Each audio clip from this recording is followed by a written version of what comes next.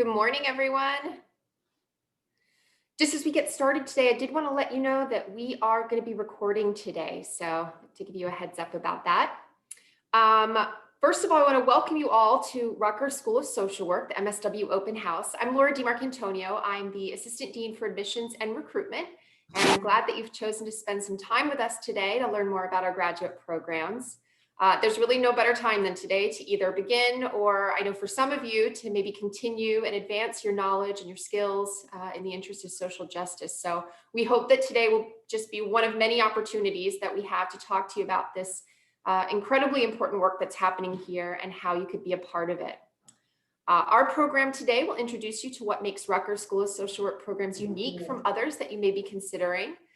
We'll begin with a program overview and then faculty panel Q&A with the various about the various MSW formats. And then after a short break, we'll also detail the ways that you can tailor your MSW at Rutgers, including certificates, specializations, global programs. And finally, our Director of Field Education will discuss Rutgers' extensive field placement programs, and then we'll review the MSW application process to tell you how you can actually get into these fantastic programs. So just a little bit of housekeeping, we will alert you several times this morning when specific program-specific breakout rooms are available. And you'll see these listed at the bottom of your screen, and you may enter and exit them back to the main program at any time after we give you a heads up about them. If you have any trouble entering or exiting the rooms, please send a private message to Kim Kaiser, or you can unmute and just let us know in the main room, and we should be able to help you move. But Kimberly Kaiser can help assist you in entering the breakout rooms. I also want to introduce you to the admissions team leading the program today. Our Assistant Director and Assistant Professor, Christine Morales, will be presenting throughout the program today. Assistant Director Larry Lester will describe the admissions process later in our presentation. And admissions counselors Fran Jakowitz and Quinn Hardrick are also going to be available in the admissions breakout room and throughout the program today. So as we get started, I'll ask that everyone remain muted throughout the program. During the sections when we begin our Q&A sessions, I'll invite you to raise your hand and unmute to ask those questions. So thank you again for being here today. And to get us started, I'm pleased to introduce our Dean, Catherine Potter, to share a few important words about our school.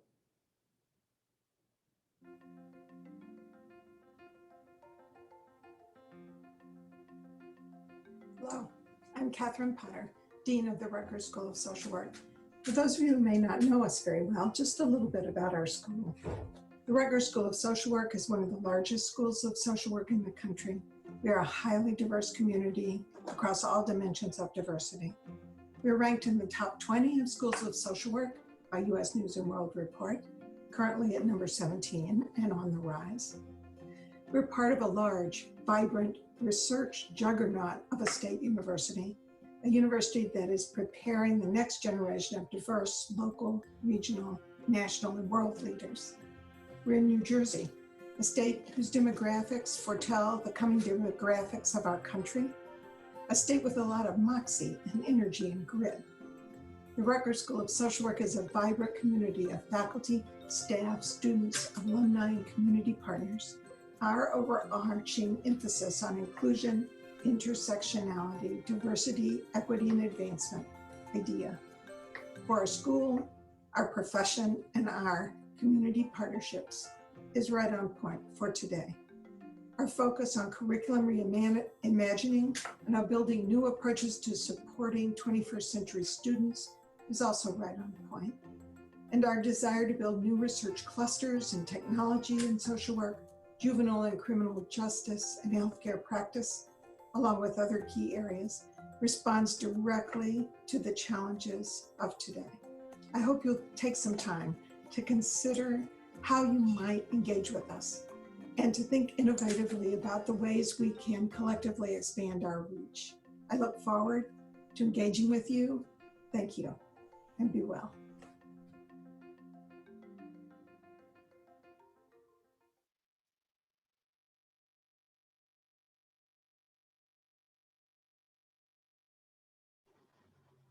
Okay, everyone. So hi again, I'm Christine Morales, and I am going to talk to you about our MSW options. So if you give me 1 second, I'm going to share my screen. Let's see.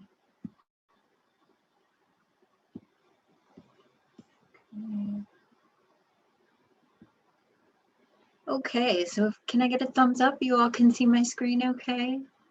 Perfect, thank you so much. So welcome to the MSW Open House. What I'd like to talk about are different options, as you can see on the slide. So we have a traditional on-campus program, and this is available on our 3 major campuses, which are in New Jersey, located in Newark, New Brunswick, and Camden. So this program can be completed in 2 years, 3 years, or 4 years. Even as an on-campus student, you'll have options to take classes online.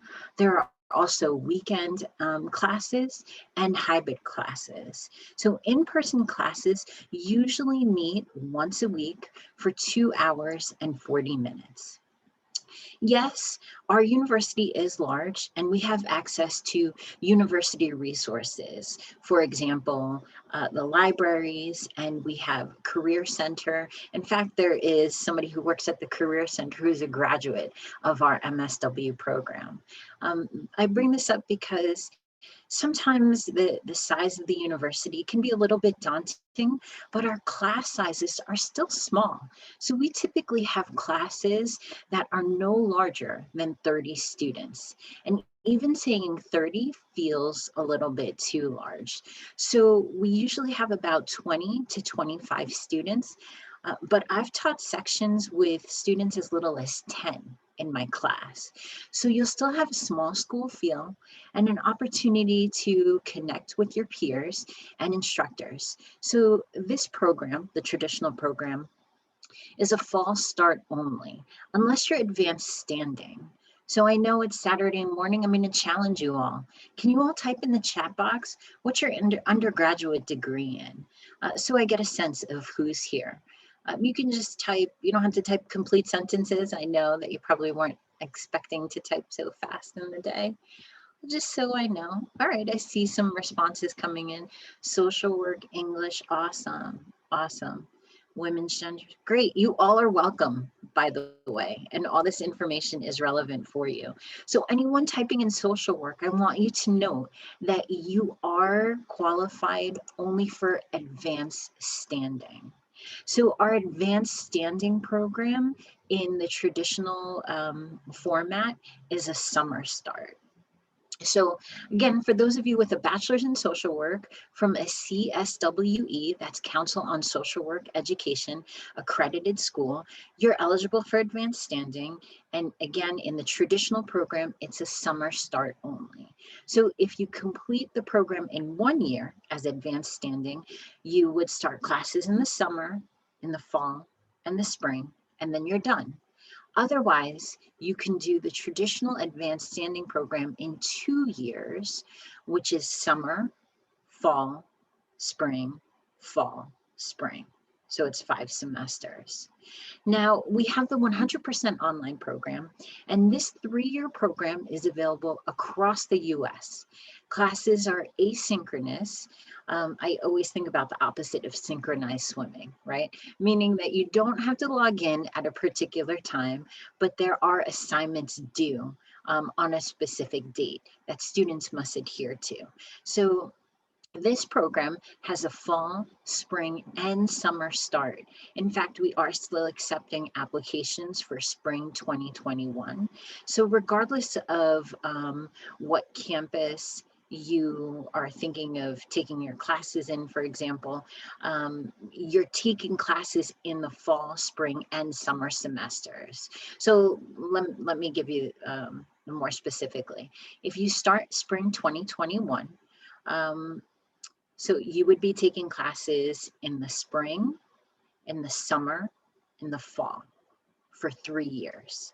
And field starts in your 3rd semester. So again, spring, summer, fall, that 3rd semester is when you start in-person field placement, and it's completed at an organization near you. So you should note that 100% online is a clinical specialization, and I'll talk about specializations in the next slide. So for my advanced standing students, we have an online option for you.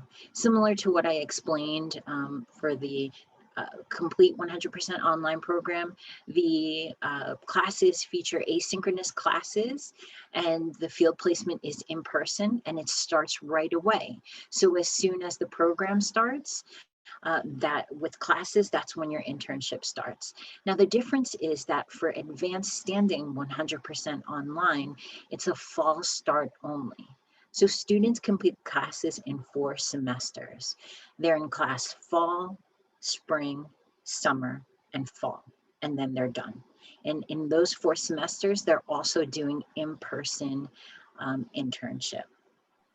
So for the intensive weekend program, I'd like you to forget what you know about semesters. In this hybrid style program, students take 1 class at a time. Well, each class is 12 weeks long. In the first 4 weeks, or 1 month, students are expected to attend 1 synchronous online class, which is a few hours, usually on a Saturday or a weekday evening. So then in that same 4 weeks, students are expected to attend an in-person weekend meeting. Now that's Saturday and Sunday, 9 a.m. to 5 p.m. at one of our off-campus locations. So in North Jersey, it's Jersey City or Parsippany, and in South Jersey, it's in Bordentown or Mays Landing.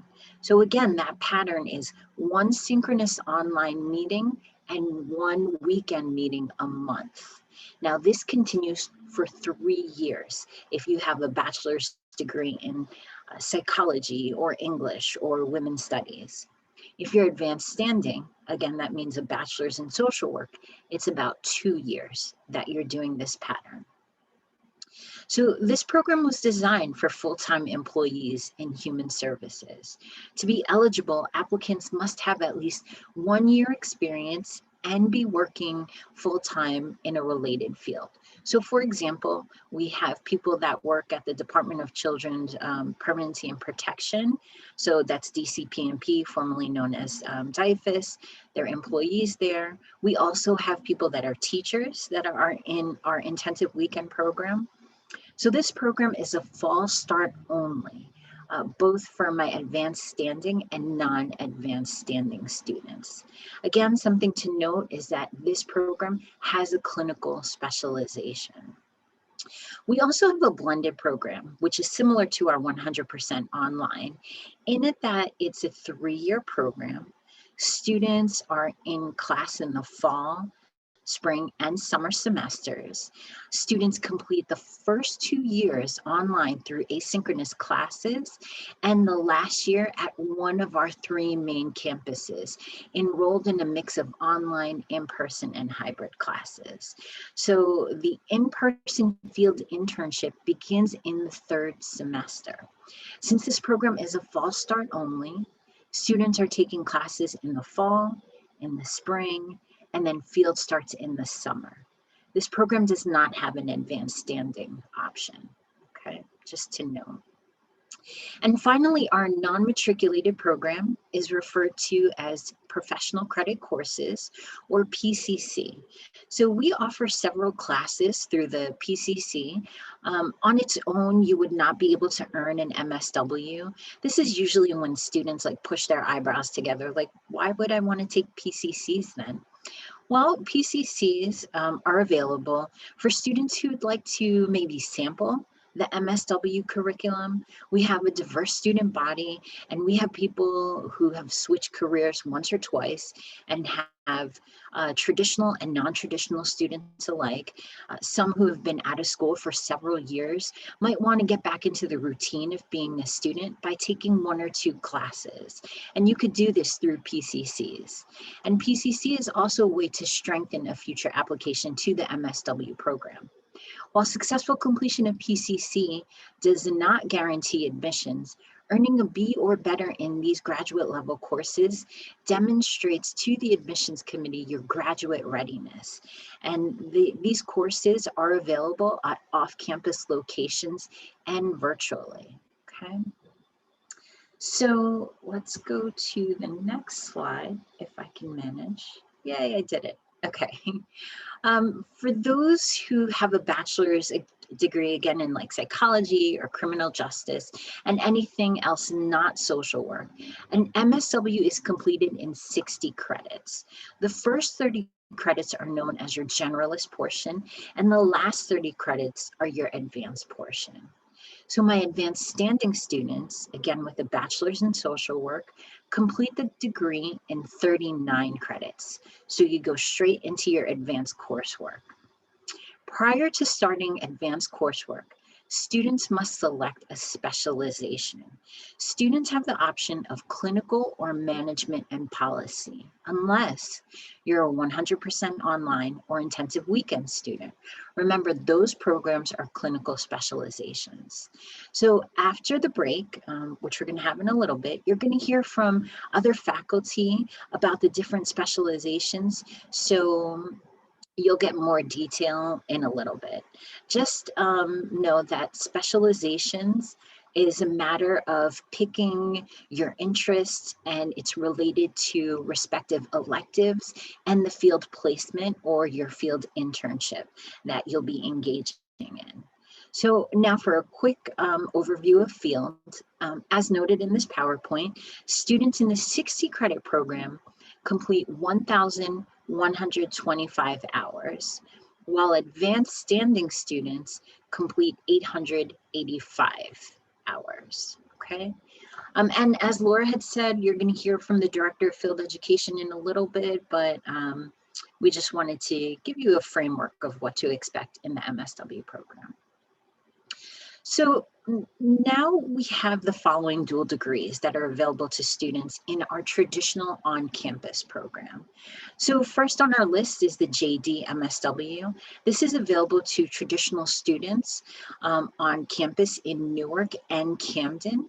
To be considered for this 4-year program, students must complete the application for both the MSW and the JD. Next, we have the MSW MPP. So students in the traditional New Brunswick program are eligible. All of the MPP classes are available in the New Brunswick campus. This is a 3-year program and is designed to provide students with advanced policy practice skills with a focus on social justice and social welfare policy. Then we have the MSW and Masters in Public Health. Students from the traditional on-campus program in any of our 3 campuses can apply to this 3-year program, and the MPH classes are in Newark and online. And our newest is the Masters of Social Work and Masters of Criminal Justice. It's a 2-year program, and interested students will apply to the combined MSW MA in Criminal Justice. Students in the Newark, Camden, and New Brunswick campus can apply, and it should be noted that criminal justice classes are available in Newark. We also have an MSW MDiv, which is a Master's in Divinity. This 3-year program is open to students already enrolled in Princeton Theological Seminary. And finally, we have the combined master's and a PhD in social work. This 4-year program is open to traditional New Brunswick students. And I encourage anyone that's passionate about research to consider this opportunity. Of course, we have students who decide that a dual degree is not for them, and you still have the option to tailor your education. Students can create what's called an area of emphasis. You can take specific electives within the school and other graduate programs at Rutgers, but be sure to work closely with your academic advisor to make sure you're meeting the requirements for the MSW degree.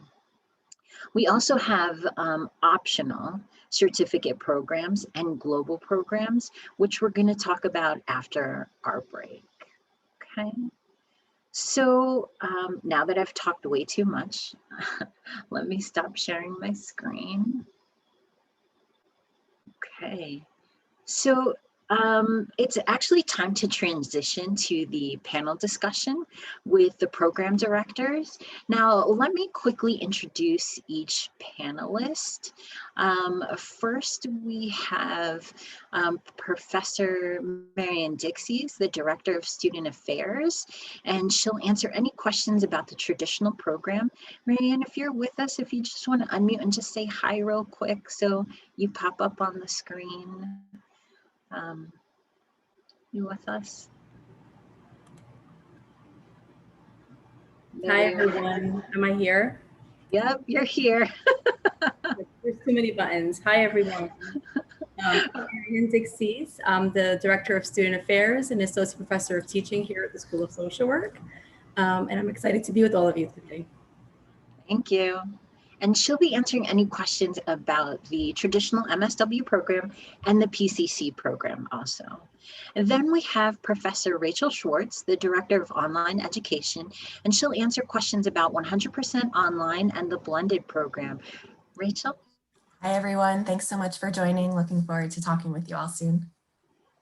Thanks, Rachel. Also with us is Dr. Erica Deglau, the Director of the Intensive Weekend Program, and she's answering questions about, yep, you guessed it, the Intensive Weekend Program. Erica? Hello, everyone. Welcome. Thanks for coming and look forward to answering any questions you might have about our program. Thank you. And finally, Dr. Patricia Finley, the MSW Director, will be answering any questions about dual degrees.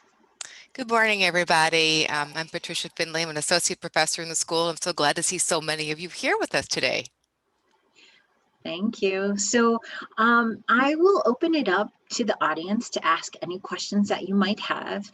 Now, you have a few options. You can either type them in the chat box, or you can raise your hand virtually by clicking on the participant at the bottom of your screen.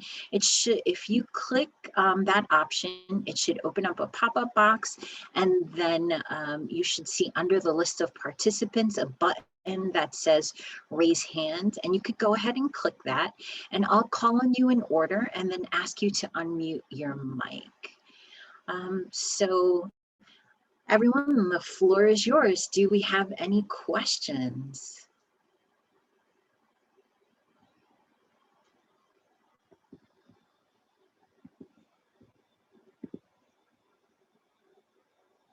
Okay. Hi. Oh, sorry. No, that's okay. Sorry, this Catherine, yeah. you're unmuted. Okay, Catherine, you could go ahead, Catherine. And I do see a queue of people, and Nicole, I will also call on you. But Catherine, go ahead with your question. Yeah, sorry about that. I was trying to find the what's that called, the hand, and I was like, oh, let me just, nobody's asking anything. So I am currently working full-time. I'm a recruiter.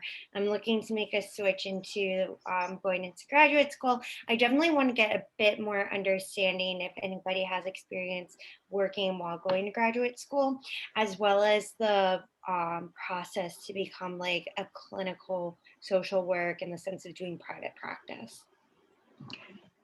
So that's actually a question I feel like everyone on the panel can answer, but what I'll do is I'm going to start with Erica, and then I'll go to Rachel about what the experience has been like for students who are working full-time and going to school. Hi. The intensive weekend program was actually designed specifically for students who are working full-time and going to school, particularly folks who are working in human services or related areas.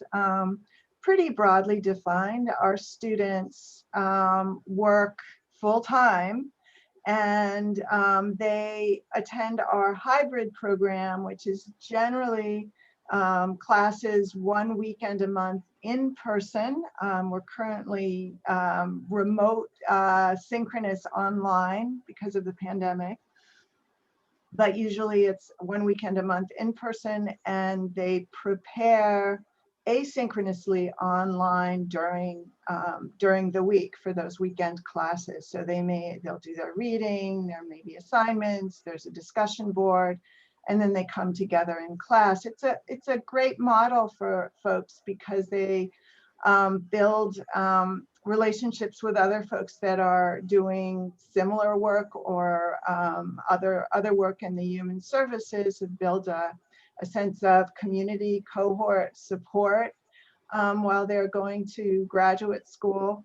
And their field is paced out at the rate of 8 to 10 hours a week, or 10 to 12 hours a week if you're advanced standing. So it makes life more manageable, working full-time, doing field, and doing your academic work. So that's kind of a quick overview of how it's structured. We have over 200 students in the program now throughout the state. And it seems to work pretty well for them. It's rigorous, it's challenging, but it's manageable. The other aspect, I guess, along with taking classes with a cohort of students, is that the classes are essentially one course at a time, and that helps with just wrapping your head around what you're doing, right? Rather than having 2 or 3 classes at the same time, doing them one at a time seems to work very well for our students. The other question is probably something all of us can answer, but perhaps getting a sense of the way the programs are structured might be a good way to start. So I'll turn it over to colleagues. I don't know, Rachel, if you want to take it. Sure. Yeah, so similarly, like Erica mentioned, so the online and blended programs are part-time programs, and the benefit of those programs is that the field is spread out more. So you're still doing the same total hours as students across all our program formats, but over more semesters. So 11.25 hours a week to 13.5 hours a week.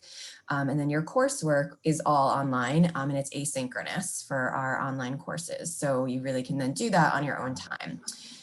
It is really important though, as you're thinking about that. So still even adding 11 hours or 8 hours a week of fields to a full-time heavy load might not be feasible. So it's really important to think about, so many of our students work full-time though, and they make it through. They may be tired at the end, but if this is really the direction you want to be going, it can be done, but it is really important at this stage to really think about, every day, like where are those hours? So, does your job have any flexibility? Can you leave early? Can you, flex your time, or kind of looking at all of those questions. And I know we're going to talk more about field later on today. And then the online and blended programs are also a clinical specialization. Like all of our program formats have a clinical specialization. So to just address that last part of your question around preparing for private practice. So many of our students are seeking that out. It is important to note that the LCSW, which is the second level of licensure in New Jersey, every state also, please do know, you should check your state licensing boards. The licensing language is different across states, but in New Jersey, that's the second level of licensure. And it does take about 3 years post-grad to achieve that. So, so our program will absolutely prepare you to get to the point to be taking your exam, to be being qualified for a job. The degree is going to do all of that for you with a lot of different experiences ranging, in lots of different capacities in terms of clinical work. So a lot of good opportunities there. Thanks, Rachel. Marion, did you want to? Yeah, is it okay if I just chime in really quickly? Yeah, absolutely. So I'm representing once again the traditional MSW program. And so we certainly do have students that are working in our program as well. However, to keep in mind that the traditional program, you're doing your field hours in the fall and spring semesters. Unlike the intensive weekend and the blended and online program where you're doing your hours year round, in the traditional program, you're generally doing those in the generalist year, 15 hours per week. And then in the advanced specialized year, 22.5 hours per week. So certainly, so that the challenge is not for students to figure out when they're doing classes. That's typically the easiest part for them. It's about finding the time in the work week to also get in those number of field hours. So it's not about how smart you are, how dedicated or motivated we know, and we're sure that all of you are, but it's really about making the time for those hours. And it's certainly feasible. It just really depends on your job, right? We have students that do all sorts of really interesting things to make it happen. And certainly an advisor can speak with you and brainstorm with you and see what's feasible. But at the end of the day, it really depends on what you're able to arrange with your employer and your placement at your workplace. Thanks, Marianne. So on the queue, I see Alyssa. Alyssa, I would invite you to go ahead and unmute yourself and ask your question. Hi. So I am a recent graduate of Montclair State with a bachelor's in family science and human development, and I have a minor in social work. I was just wondering, because right now I work full time as a contact tracer for the pandemic. So I'm doing online work, but I was just wondering what would probably be my best option, because I want to apply for the fall of 2021. And I want to do traditional, but I don't know if that'll be too much to do on top of my work. Yeah, so I don't know if anyone wants to jump in and answer. You know, what would be helpful is knowing just generally what your typical work hours are. That could give us a little bit of a guide. Sure. I typically work between 9 and 5. So I'm happy to jump in. I think this is similar to kind of what we were just all saying, you know, looking at those field hours sometimes tend to be the most difficult. So if you work a really strict Monday through Friday, 9 to 5 job, well, that's often when you might have to go to fields for some hours. So that really is important to consider, seeing what flexibility. We cannot guarantee an evening and weekend only field placement. Now, that being said, there may be placements that have some hours that go into the evening, but if you can't, you know, leave your workplace until after 5, and then like when we, you know, have traffic again and, you know, people are commuting and going in person and things like that, you know, that becomes a little bit prohibitive. So, so again, it is really thinking about, you know, what that is. Now, maybe you work Monday, you know, maybe you have one day off a week and you have some flexibility there. That can, you know, really help, or you can leave, you know, by 3 p.m. or, you know, whatever that looks like. And so it's having those conversations with your employer is, you know, is really important.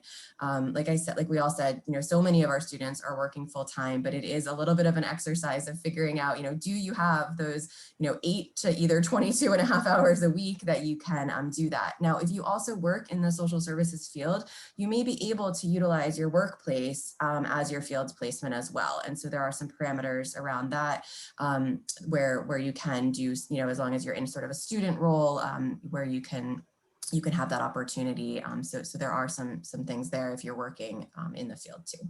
We do actually have a few people in our yeah, so we have students doing, so we have social work students doing contact tracing right now for their field hours as well. So that's a good example.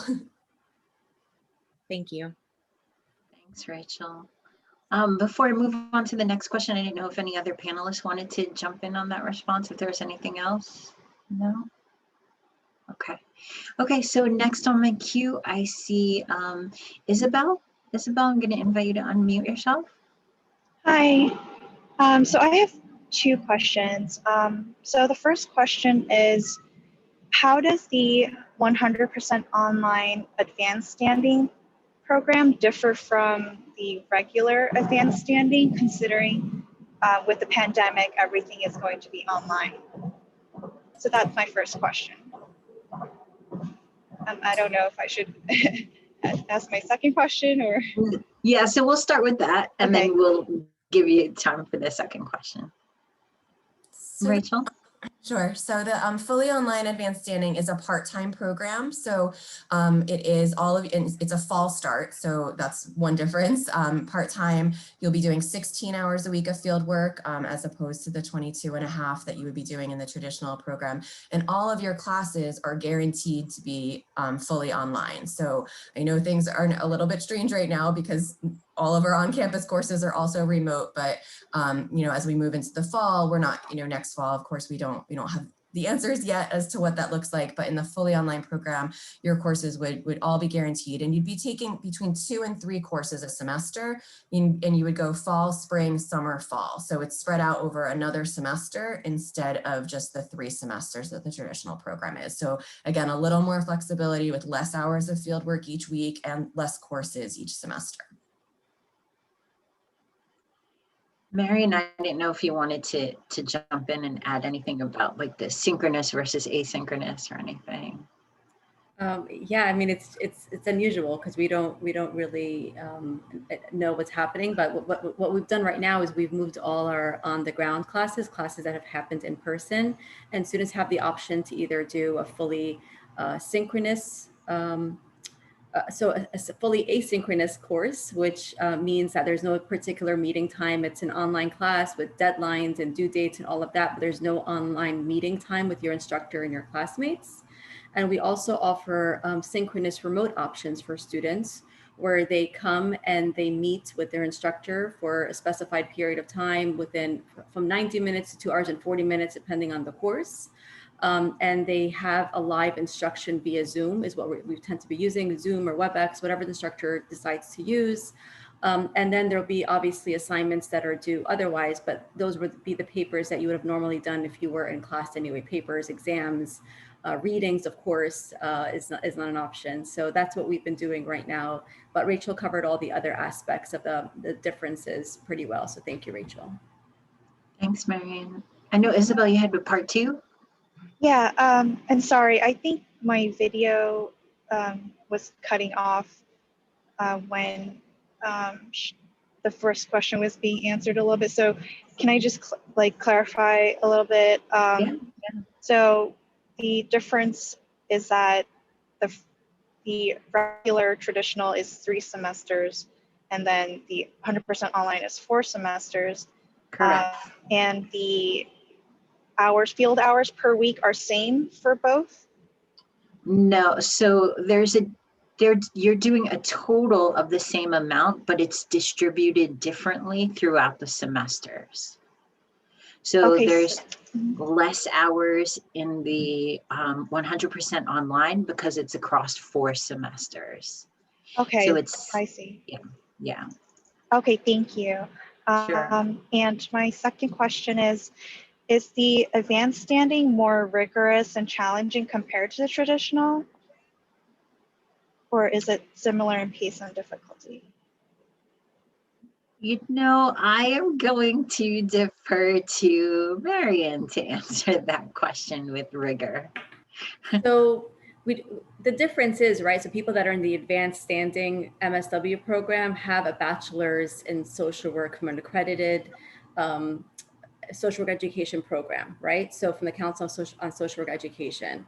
And so that means that you're coming into our advanced standing program having taken all of the generalist courses that a student that, for example, comes into us with a degree in psychology, criminal justice, sociology, nursing, whatever it is that you're coming in with, you're with no social work background, right? So you're coming in starting off at the generalist with the generalist courses. So it's not about rigor, it's more about that you've already taken a lot of the foundation generalist level courses in your undergraduate social work education program. The students, most of our students tend to really love the specialized part of our curriculum because that's where they're actually taking the classes that this is what I want to be, right? So I want to take my clinical social work and mental health because I'm interested in working with individuals that dealing with mental health.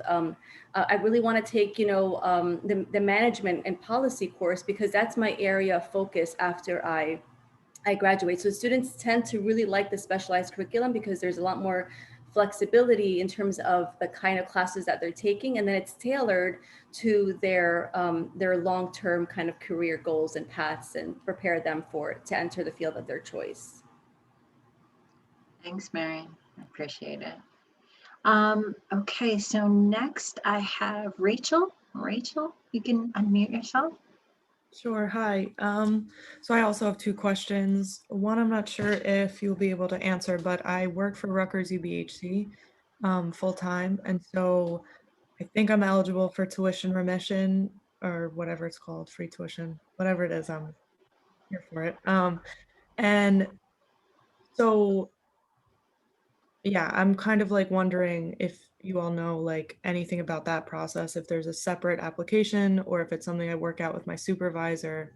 And if I can do the traditional program part-time and still like have the tuition remission. So that's my first question.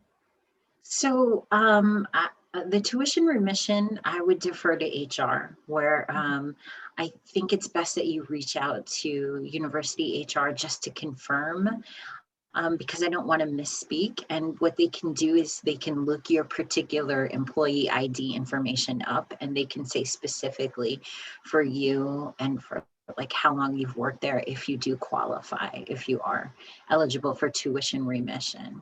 Okay. But on top of that, in addition to tuition remission, though, you had asked basically about being able to complete the program, correct, in general? Yes.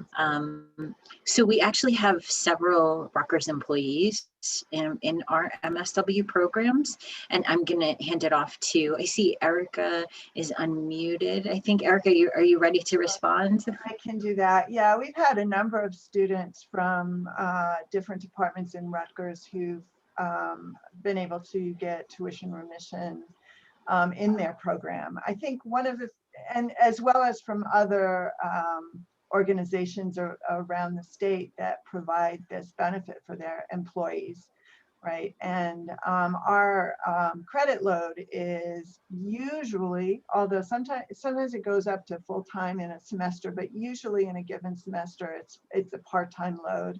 The fact that it's spread throughout, the full year makes it so that you end up doing full-time across a given year. But I think the thing probably to consider and think about is what your work schedule is and how you might be able to do field within that schedule. And that's usually, as I think Rachel mentioned before, for both of our programs that have kind of a paced out field hours across the year, allowing you to do fewer hours per week, that sometimes works better for students who work full-time, but there's so many different situations that I think you really, as Marian also said, you have to kind of look at what your particular situation is and what might be possible for you. Okay, thank you. I appreciate it. Sure. And my second question is, if I'm interested in the dual degree program for public policy, is that something that I need to apply to separately before, like I have to apply to both of those programs sort of separately? Does that make sense? Yeah, I'm going to give that to Patricia. Yeah, that makes sense. Yeah, I could understand we're trying to figure out which you do need to apply to both programs. And I have to look at the sequencing. You can start one of the programs. We start with the social work courses first in that sequencing. So you could apply to social work and then apply to public policy. Oh, I can start that program and then apply sometime after that. Because the courses that are involving the policy, the MPP, start in the spring. So it'd be best if you apply at the same time. But if something happened and you started in the fall in the MSW, you would then go into the MPP. Okay, and with a dual degree, I could still do part-time?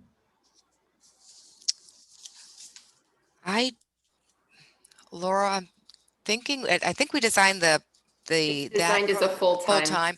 because we're trying to combine the two sets of courses to not extend your time, but to make sure that we make the most of your time. So that overall program is it's a 3-year program.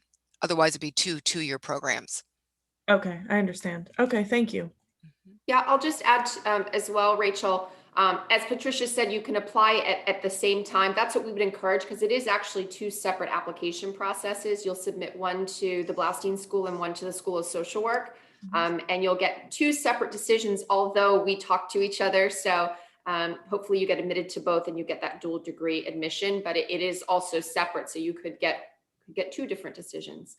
Potentially. And just to point out, they have waived their GRE requirement, being the Blaustein School, for this upcoming year. So a lot of people are like, yeah, one less thing to worry about for the upcoming year. So. Okay, great. Thank you. All right, thank you. So next on my queue, I see Maddie. Maddie, you can unmute yourself.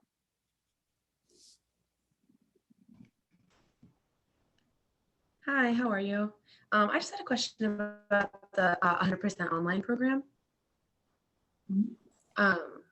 So I know that they were talking, or we were talking a little bit before about like classes that you log into Zoom on, and then classes that you just like have on your like computer. So as a fully online student, are all the classes one way or the other?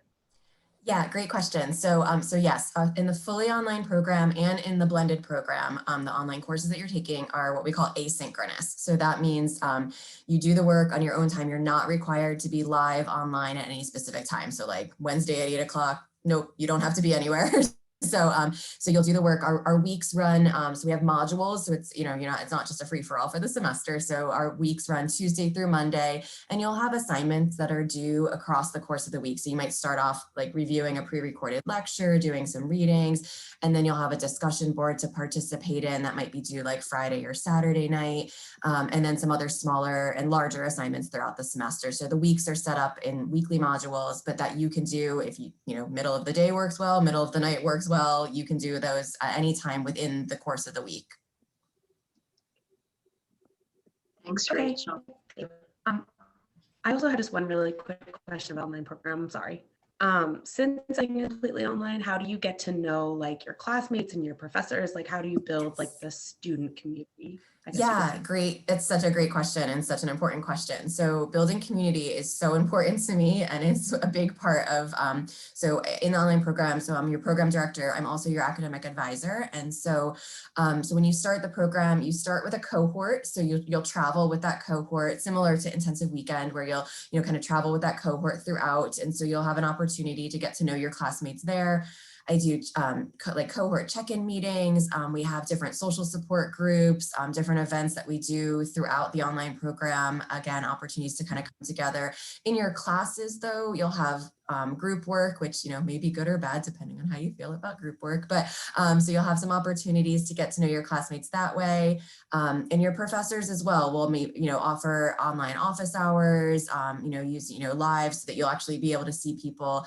As an advisor, I'm available via email, via phone calls, doing these regular meetings. So lots of great opportunities. We have orientation to kind of kick everything off.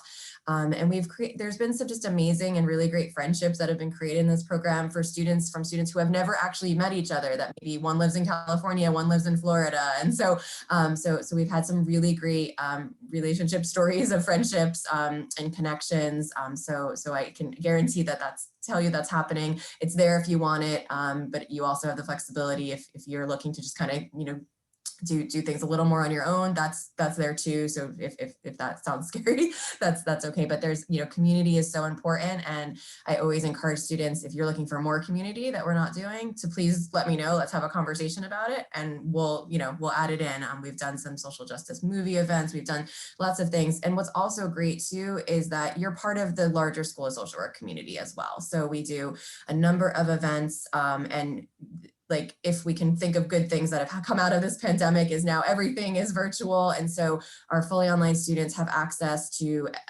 all of the events that the school is doing. And even before this, we were live streaming things. And so you really have opportunity. We have a representative on the Graduate Student Association who's in the online program, and some of the other student organizations. So they're the online students, again, that community as part of the larger school. It's not just the fully online program. So you have lots of ways to jump in there.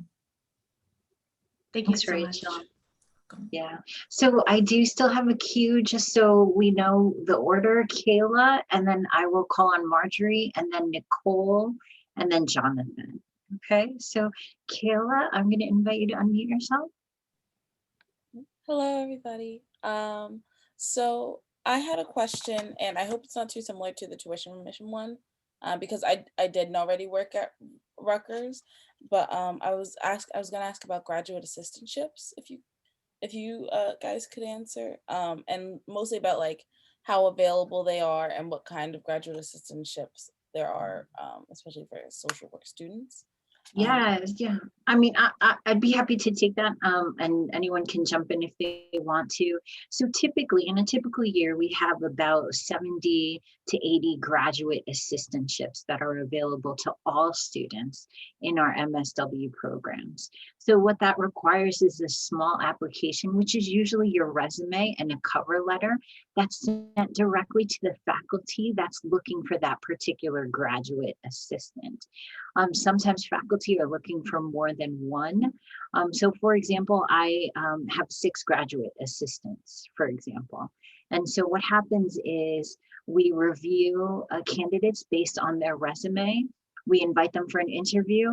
And if they're a good fit, we select them and they get to work with us for $15 an hour at a maximum of 6 hours per week. So tuition remission does not happen. What happens is students get a paycheck and they get to work closely and build networks with faculty and administration in that way. So does that answer your question, Kayla? Yes, thank you. Sure, you're welcome. Okay, so next is Marjorie. Hi, hello. My name is Marjorie. I wanted to know more about the JD MSW dual degree. Specifically, I wanted to know if, because I'm not sure if I heard this correctly. I thought I heard that it might only be available on 2 campuses, and I missed how long that process would be, like how many years it would take. Thanks, Marjorie. I'll give that to Patricia. Great, thanks. Thank you for your interest in that. It's on the 2 campuses because we have 2 law schools at Rutgers. One's in Newark and one's in Camden. And those courses are not online, although we have the MSW program across 3 campuses. And though it takes 4 years to complete that program. So you do need to apply to both of them, and you do need to take the LSAT for the law school. Okay, thank you so much. Sure. Thanks, Patricia. Can I just say one other thing? But it's possible for you to take your MSW courses in New Brunswick if you wanted. So that's not limited. You don't have to take the entire 4 years in Newark or in Camden. Because as Dr. Finley pointed out, you are able to take classes for the social work degree across 3 campuses. So you can technically complete those requirements in New Brunswick. Okay, thank you so much. Thanks, Marianne. So next I have Nicole. Nicole, you can unmute yourself. Hi. So my personal situation seems to be the most challenging of all because I'm currently employed full-time in a career that is totally unrelated to social work, unfortunately.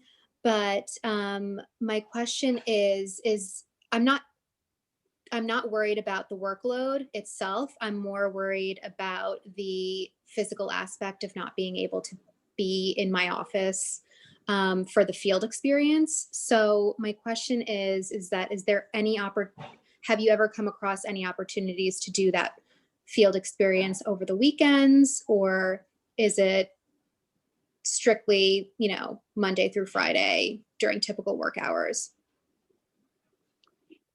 Yeah, so I'm gonna give this to Erica. Yeah. Okay, I can try. I mean, it's weekend field hours are very difficult. Right.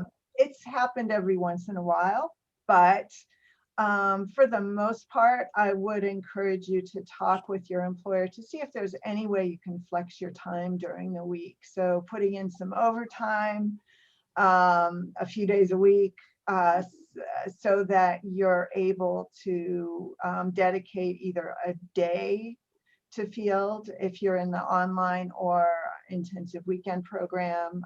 That would probably take care of your field hours. Or part of a day into the evening. There are sometimes programs that have some flexibility in terms of field where they have evening hours, and so we try to work those in for folks. But having field exclusively on the weekend is very challenging because very often you don't have an MSW who's there to do your field instruction during that time. So the more flexibility at your workplace you can find to organize the ability to do fields, the more options you have in terms of finding a field placement that can really serve your needs educationally. Got it. And just to clarify, the intensive weekend program, that's only for students who are currently working in social work, right? Or have a background in. Yeah, so I mean, depending on situations, we've been somewhat flexible.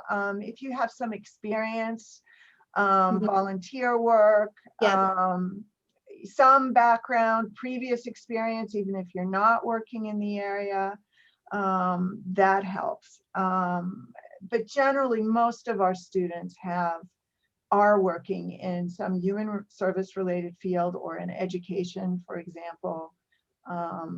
But it really depends on your application and you know, what you do. Right. Okay. Thanks, That's right. Erica. Thank Is you. it okay if I just say one other thing?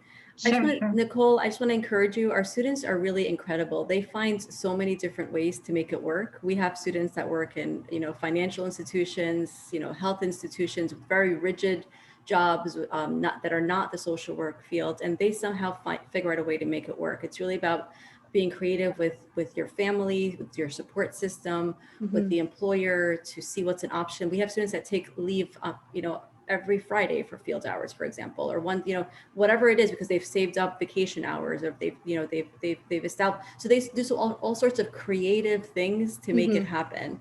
And so I would definitely encourage you, if this is something you want to do, we will work with you to think about how to do this. Obviously, you have to make sacrifices and commitments, but you know, I think of other, you know, colleagues of mine here that always say, don't wait until the perfect time to do your degree. There's never this perfect time where all the stars are going to align and someone's going to say, now is the time that this is going to happen, right? We all have to, you know, again, make some sacrifices, but it's definitely doable. So I encourage you to, you know, just be creative with how you're looking at this. Got I'm it. happy And to just talk to you more. okay, great. Yeah. I have So, oh, and that's our, we're actually, we're running out of time, but we do have 2 more people in the queue. So I am going to go to Jonathan and then give it to Jessica, and then we're going to go into breakout rooms. But I want to give Jonathan time to ask his question. Thanks so much, Christine. I have 4 questions that I hope would be kind of rapid fire. Would that be okay? Or should I just pick one? Sure. Okay. So I'm interested in the traditional MSW program, but I really want to get a head start because like Nicole, I'm also in an unrelated field and I just want to make up for some lost time. Is the PCC route the best option, or is there an accelerated MSW? I saw in the chat that for people doing a dual degree, there's a way to complete the MSW in 1 year. So I'm just wondering if, what would you recommend? Yeah, I'm going to give that to Marian. The PCC program is really a good option. Just a couple of things to keep in mind, right? There's no guarantee of admission, right? So I'm not saying, I don't know anything about your background or anything like that, but just because you take a PCC class doesn't automatically guarantee, but it is a way to just try to like start kind of getting some courses completed before you start. I would encourage you to look at the curriculum. So for example, let's say you say, I want to take 2 classes through PCC. Maybe you can look at what a class is traditionally offered in the fall and what class is traditionally offered in the spring. Right. So you can kind of try to, you know, balance off both semesters when you enter the program.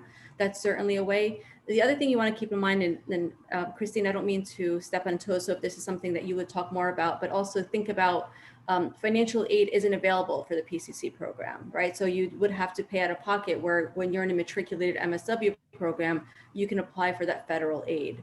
And I'm sure admissions or whoever can talk to you more about that. Okay. Thanks, Great. Marian. Yeah. Yeah, thank you. Yeah, so I want to try to get through these questions quickly. Yeah, so scholarship and tuition reimbursement options. So I understand, I don't know if this is the case in New Jersey. I live in Philadelphia, by the way, I should mention that. Are there opportunities to work for some sort of, to work somewhere and get my tuition reimbursed, either in full or in part? Just curious if what options are available in that department. I know that's not necessarily a Rutgers question. It's maybe more of a state question, but I don't know if you're aware of something that I should know about. So So generally, it's the norm. It doesn't make it okay, but typically students pay for their graduate degree through student loans. So we Okay. encourage students to do FAFSA, and of course, students can seek out scholarships autonomously. The School of Social Work does offer scholarships. We offer two kinds: merit-based and need-based. And we will talk about it in further detail, but to answer your question, merit-based scholarships are available to all who apply to the MSW program. And then there is need-based scholarships that are available through an extra application to all admitted students that require having filled out the FAFSA as well. So I tell students you always want to fill out the FAFSA anyway, just to make sure that you have the maximum awards of loans available to you in case you need them. But that's kind of the gist of scholarships. Great, thank you. And would it be possible to request field placements in Philly as opposed to New Jersey? Absolutely. Yeah, we have field placements. We have with our online students, I always give the example of Hawaii. I don't know why, maybe oh, it's wow. me jealous, That right? sounds great. Those students in Alaska, but yeah, absolutely. Yep. Great. And then can I hear a little bit more about the global study programs, the study abroad programs? Yeah, we're actually going to talk about that. You'll hear directly from the coordinator of the global programs, and she'll be coming up after the break, if that's okay, Jonathan. Absolutely, thank you. Okay, no problem. And last but not least, Jessica, I'm going to invite you to unmute yourself. Hi, I was just wondering a little bit about like the GRE requirements, or if there were any GRE requirements for the School of Social Work. That's a great question, and we should have started there. GRE scores are not required, so if that's helped you, like, you can forget about it. So in the MSW program, that is, you don't have to worry about GREs at all. Okay. All right. So that was great. I loved all of your questions. I know it might have felt a little bit truncated, but we've arrived to the end of the panel discussion, but our faculty are going to be sticking around in the breakout rooms, and you have the option to either stay in this main room right here and take a break with us. But if you have further questions, we invite you to join our faculty in the breakout rooms for focused discussion. So please note that these breakout rooms are going to close in 30 minutes. So to join, you can click the breakout room at the bottom of your screen, at the bottom of your Zoom screen. Kim is creating the breakout rooms now. You should click out breakout room, and the window will pop up and it'll list the various breakout rooms. Find the breakout room for the respective program that you're interested in, and then you could click join, and then return to the main room. Go to the button on the bottom right corner of the screen and click the blue button that says leave the breakout room. So panelists, if you can please go ahead and head over to the breakout rooms now. Students with any additional questions, you can go ahead. If you're having trouble navigating to the breakout rooms, please message Kim stating which room you want to move to, and she'll move you. But please note that she can only manually move you one at a time, so we ask that you be patient. And then for those of you who want to stay in the main room, you're welcome to do so. Take a break. We'll get started in about 2 or 3 minutes. We're going to take a quick break, stretch, and we'll see you all soon.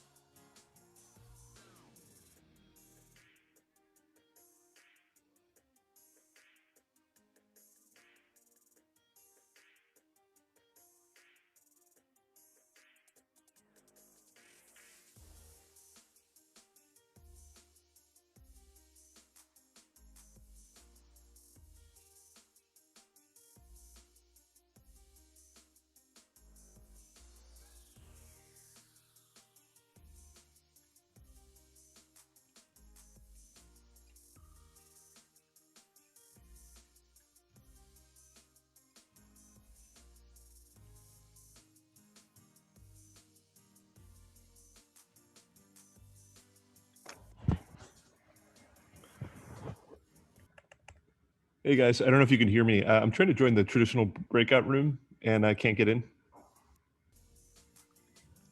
Jonathan, I can move you. Oh, thank you.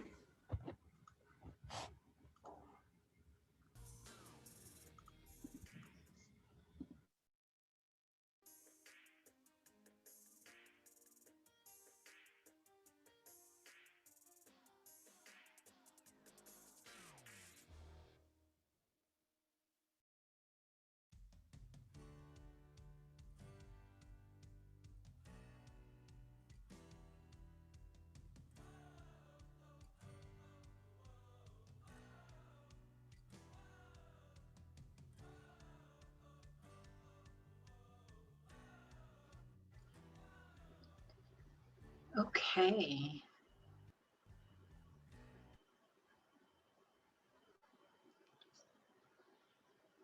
Thanks, everyone. I hope that 2 minutes was refreshing.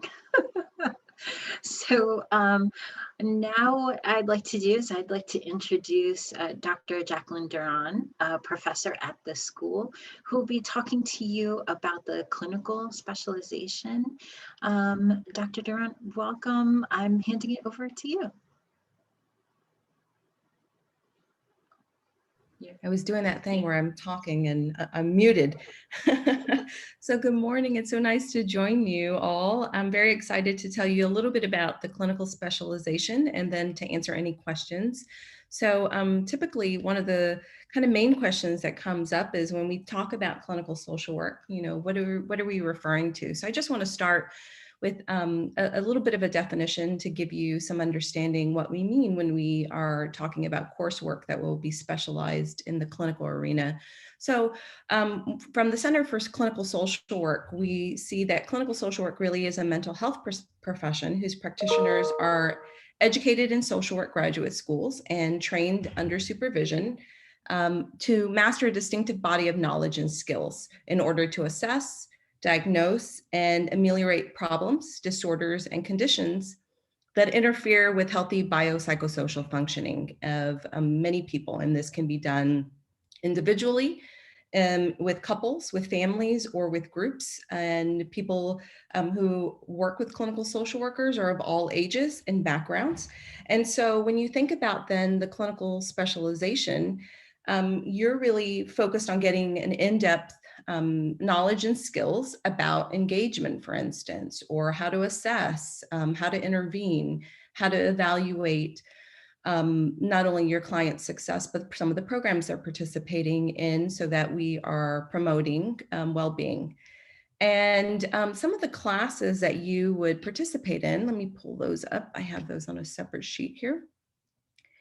So some of the classes that you would participate in include Clinical Social Work 1, which focuses on individual modalities. So we cover things like the interpersonal process approach, which is very much about establishing a solid therapeutic relationship, so the therapeutic alliance.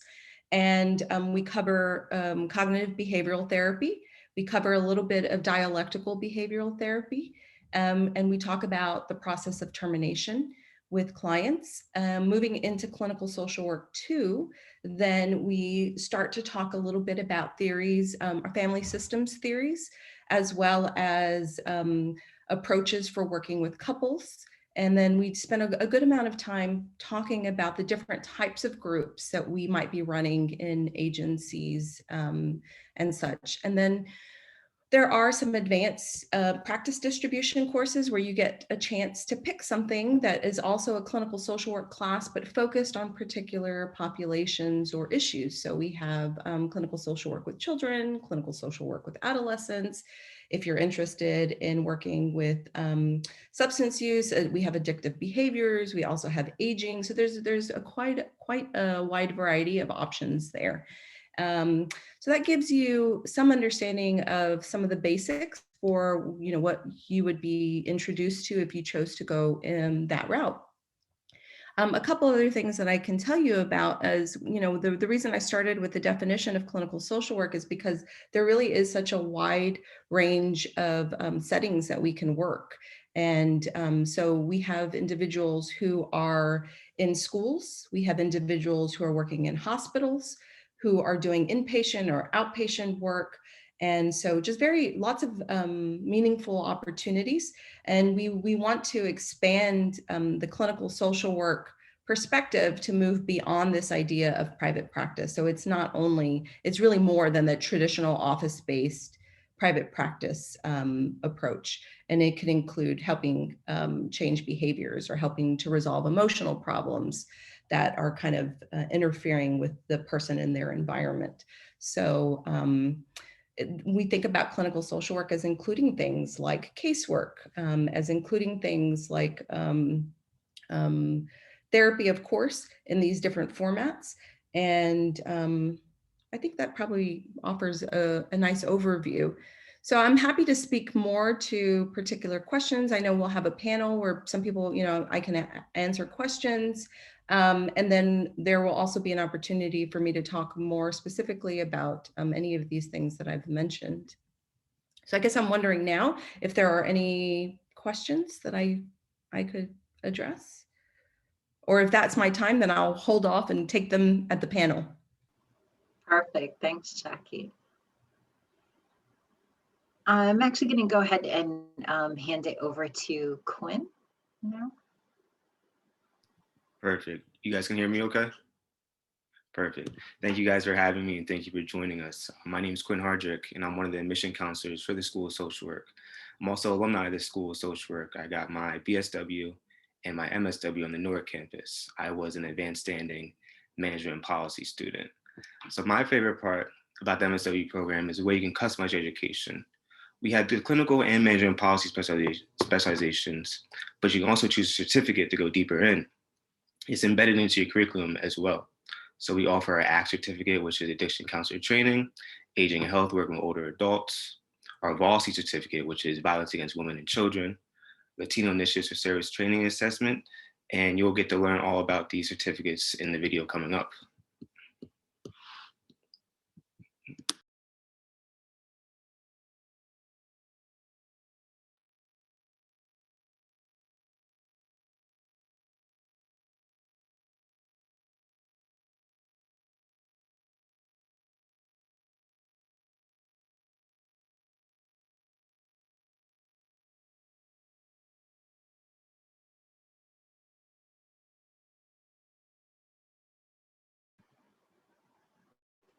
One second, we're having a little bit of technical difficulty. The video is not playing. If you can hang on. Also, Christine, while you're doing that, if you guys have any questions for me later on, I'll be in the admissions breakout room. Thank you.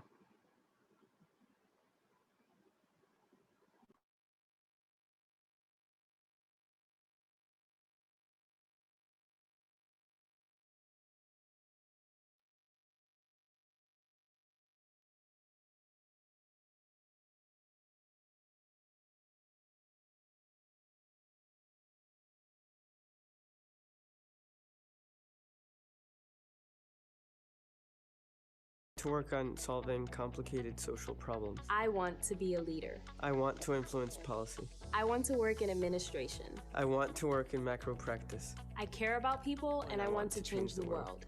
So you want to change the world? It turns out the world needs leaders like you. The field of social work needs leaders. Are you ready to change the world?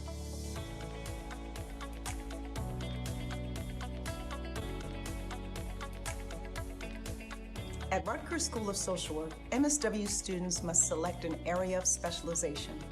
Students can choose between clinical social work and management and policy, also known as MAP. The MAP specialization provides students the skills they need to become leaders of organizations, including nonprofits and public service groups. Students learn how to strategically manage the challenges presented in the world of human services. I think that you should choose the MAP specialization as a social worker if you find joy in sparking change, if you are passionate about helping others, if you're passionate about writing legislation and speaking for those who are muted in society. Folks that are really jazzed about social welfare but want to think about how institutions, how systems, how policies might have a hand at creating problems and or fixing them, MAP's the game. The Management and Policy Specialization, also known as MAP, prepares social workers to engage in macro practice at the community, organizational, or systems levels to improve policies and practice. Through MAP, you'll learn important skills like how to fundraise and budget, create and lead programs, exercise sound human resources practices, advocate, and research and analyze policy.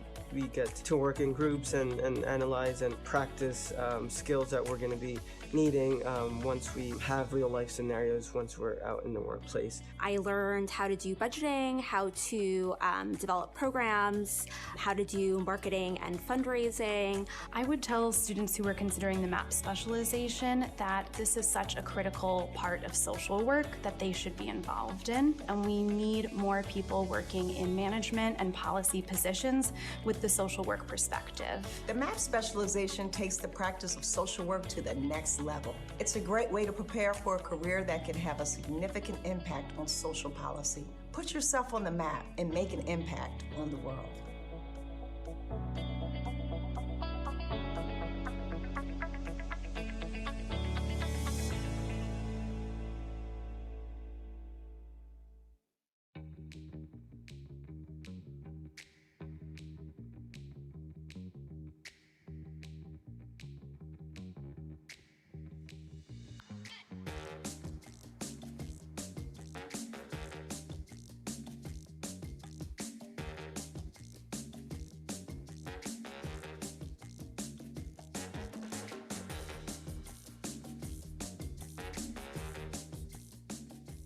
I'm Leah Nauer. I'm a professor in the School of Social Work, and I direct the ACT program, which is the Addiction Counselor Training Certificate program, along with Ryan DeMeglio, who is the coordinator. Our program focuses on everything that's fun: gambling, sex, eating, drugs, alcohol, but things that can be fun and turn deadly. So if you join our program, you will get a lot of training from pharmacology all through treatment in 6 courses that are devoted to the study of addictions. And when you graduate, you will be able to get 3 credentials. In addition to your LCSW, you also will be qualified as a licensed drug and alcohol counselor once you sit for your test and fulfill the other requirements. You'll also have the education hours toward your gambling treatment certificate. We are the first school in the country to offer the gambling training.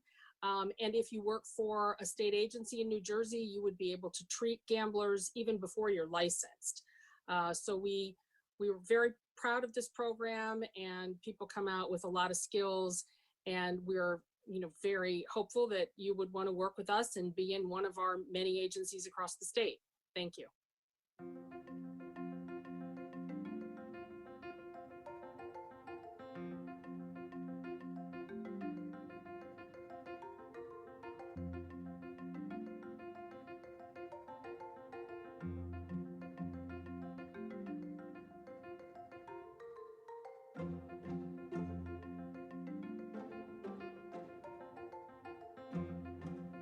Hello, everyone. My name is Lauren Snedeker, and I'm representing the MSW Certificate in Aging and Health.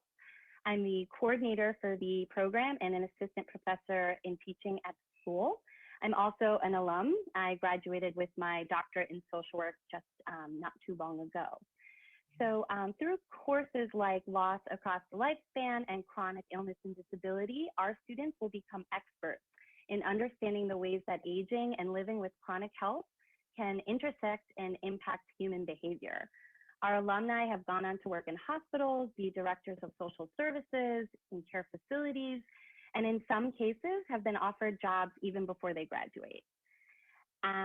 It's important for you all to know that the aging population is growing, as you may have heard, and actually for the first time in history, there will be more older people than there are children significantly by the year 2034. So this is not the problem, but rather an opportunity for jobs and really good clinical work. So I hope you consider the certificate.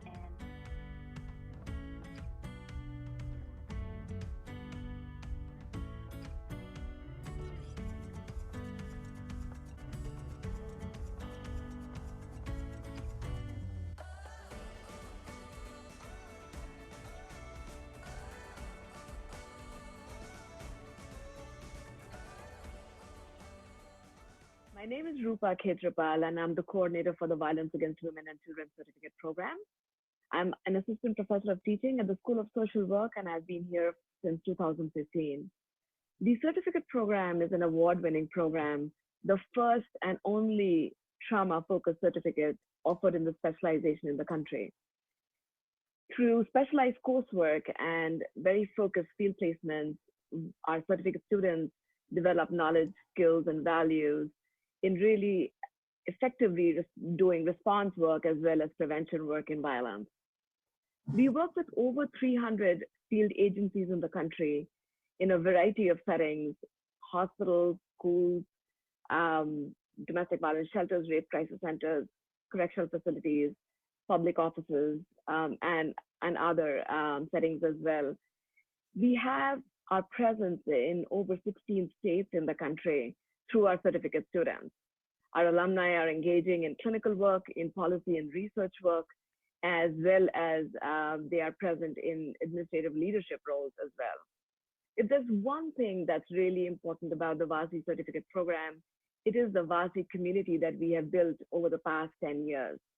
And when you are a certificate student, you become a part of this lifelong community. Thank you.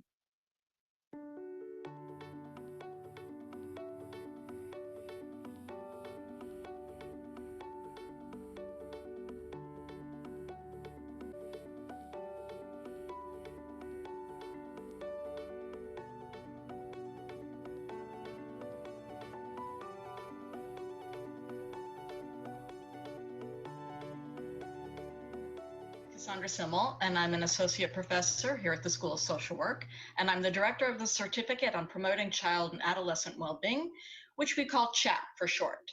My research focuses on child maltreatment, trauma, and mental health, and I'm particularly focused on the impact of trauma on adolescents' mental health and how their resiliency can be fostered.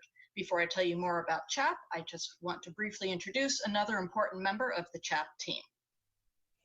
Hello, I'm Dr. Margaret O'Donoghue, and I'm the coordinator of the CHAP program. I come to Rutgers with extensive experience in school social work and supervision and in teaching. So it's a wonderful opportunity, the program, and Dr. Simmel will describe some of the main features. Thank you, Dr. O'Donoghue. Okay, so what is CHAP? The CHAP certificate focuses broadly on infants, children, and adolescents. While we are not focused on a specific problem or topical area, we do emphasize understanding how child development is affected by numerous different issues, such as child maltreatment, mental health difficulties, developmental difficulties or disabilities, health challenges, etc. CHAP also focuses on building resilience and strengthening the environments in which children are involved.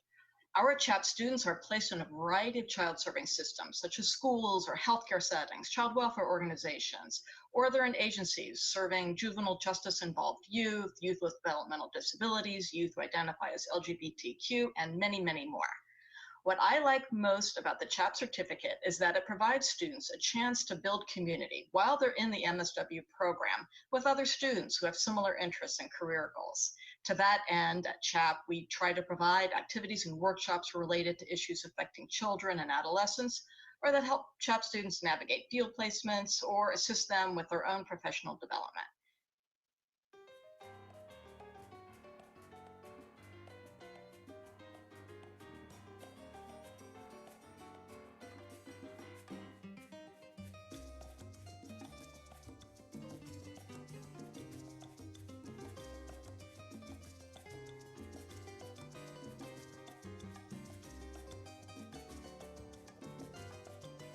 Elsa Candelario, and I'm representing the LISTA certificate program. LISTA stands for Latino Initiatives for Service, Training, and Assessment. I'm a professor of professional practice, and I'm new to the School of Social Work, although I've taught for the school for 12 years, and I'm a product of Rutgers undergraduate. For the LISTA certificate, I'm working with Dr. Ray Sanchez-Meyers and a number of other faculty.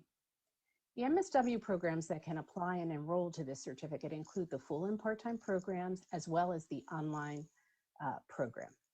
Through courses such as Social Work with Latinos and Immigrants and Refugees, our certificate students will become experts in working in a culturally aware manner with Latino communities, families, and children. Our alumni, they're in great demand because social service agencies and beyond have a strong need for bilingual, bicultural, and culturally competent professional social workers, and the need has never been higher. Thank you. Hello, I am Rebecca Davis with the Office of Global Social Work Programs. Thank you for the opportunity to tell you about our global offerings. Our mission is to promote global citizenship and professional action through experiential and reflective global learning opportunities. All students are eligible to participate depending on a student's needs and availability. The credits can be applied to certificate programs. The costs vary, but are comparable to a 3-hour credit course at Rutgers. The airfare is a separate cost. All applications go through Rutgers Center for Global Education, also known as Study Abroad, and the website is right here. We have 3 summer programs that have field credit hours. For Romania and Israel, they are 1 month and provide 3 hours of credit for field education hours, equal to a semester. They focus on community care with vulnerable groups across the life cycle. China focuses on social welfare systems and is a 2-week elective with an optional 2-week 70-hour field placement. We also have 2 winter programs in India and Mexico. Both focus on community social work. They are the first 2 weeks in January and are 3 credit electives. And also we do have spring courses on campus, global social work and social development, and social work with immigrants and refugees. Thank you very much.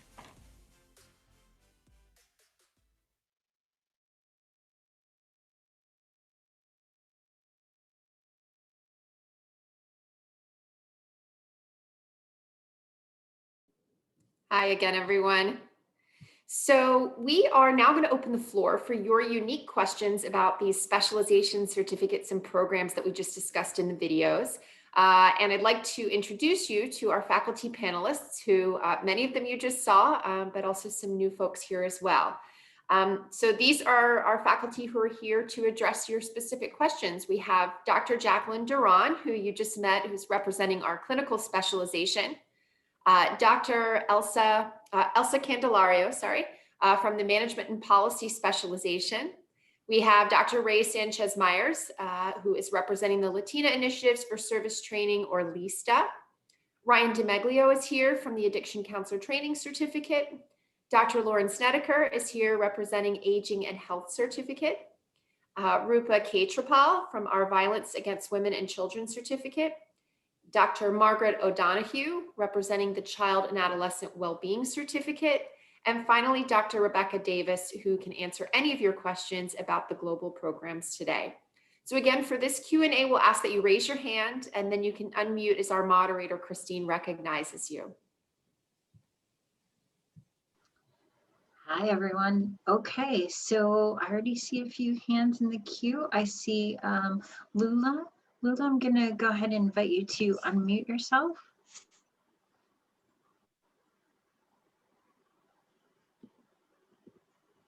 Hi, Lula. Did you have a question for the panel? Unmute yourself. Okay. Oh, okay. So that's an error. There's no question there. I did see Maddie had her hand up. Maddie, you had a question for the panel? Hi, yeah, I have a question about the LISTA program, and then I have another question about the ACT program, if that's okay. Sure. I only speak like base Spanish. Is that an issue? Do I need to be fluent in Spanish for the LISTA certificate? I'll give that to Ray. Okay. Hi, Maddie. No, you don't need to be fluent in Spanish. Although a large number of Hispanics do speak Spanish, especially immigrants. There are also many Hispanics who don't speak Spanish or are not fluent in Spanish. And what's more important is that students learn to become culturally competent in working with Hispanics. Okay, thank you. And then for the ACT program, if someone already has their CADC, are you still eligible for the ACT program, or does that make you like you have to go through the traditional program and just do it normally? So if you already have your CADC, there's not a benefit to you in doing the ACT program. The ACT program is really to give you the educational component towards your CADC. So there wouldn't be much benefit to you. Okay, all right, I gotcha. Thank you. Thanks, Ryan. I do see Sheila, do you have a question? You can unmute yourself. Yes, thank you. Hello, everyone. I have a question regarding the two specializations in the traditional MSW program, the clinical and the management and policy. Clinical seems a little straightforward to me, but I just had a question. What is entailed in the management and policy? What does that cover? Yeah, I'm going to hand that over to Elsa. Sure. So the management and policy would be macro social work practice, and it involves learning managerial skills, learning about policy and how policy impacts people and communities. It covers a range of kind of administrative and policy skills and tasks that you'd be immersed in through your coursework, as well as matched in your field placement to one that allows you to use those macro skills. So some of the titles that you might see in management and policy would be like a grant writer or a policy analyst. So if you were to graduate, those would be some of the titles that you might see: program directors, quality assurance coordinators. So it's social work practice, but on a systems and macro level. I see. Thank you very much. You're welcome. Thanks, Elsa. I have a question in the chat for Jackie. It's from Yomaris, and she asks, can somebody in the clinical specialization take management and policy classes? There are opportunities to take classes that we kind of think of as crossing over into the other specialization. So there are opportunities through electives to do that. It is important to note that you could not pursue both specializations. There just isn't the time to do that, but you certainly can choose to take a few MAP courses. Thank you so much, Jackie. I do have a few more questions. This one is Vasi. So Rupa, what are some examples of classes that I would take as a Vasi student? Thank you, Kristen, for that question. So some of the courses that you might be taking, there are some compulsory courses that you have that are mandated, which is understanding violence and abuse in adulthood and understanding violence and abuse in childhood. And you could take either of these based on your own interest in whether you're working with the adult population or with children. There's also a policy course, which is Advanced Contemporary Policy in Violence Against Women, which is also a compulsory course. These are the two courses that are only compulsory. The rest are electives that you could take, and you could pick and choose based on your own interest.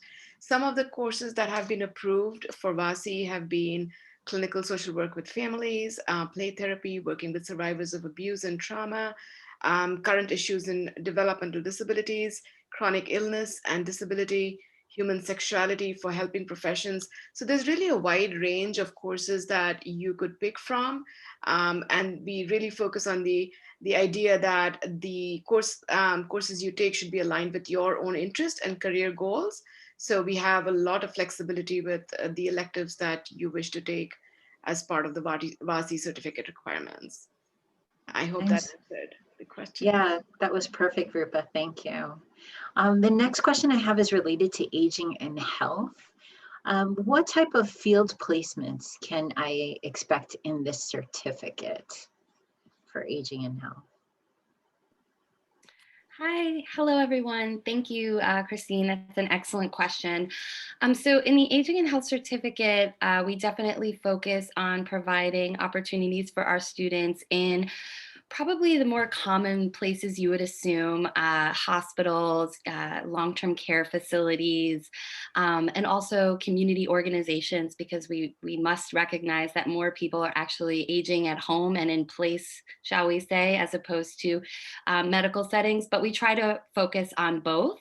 But I'm pleased to also announce that we are looking at more nuanced opportunities where we know older adults are frequenting, but we're just not necessarily connecting those dots. So for example, working with folks re-entering the community after a long prison sentence who are over the age of 65, mental health outpatient facilities, because older adults are also living with mental health issues. And so some of the common places, hospitals, nursing homes, but also thinking about other ways that we can develop our clinical practice in those nuanced settings as well.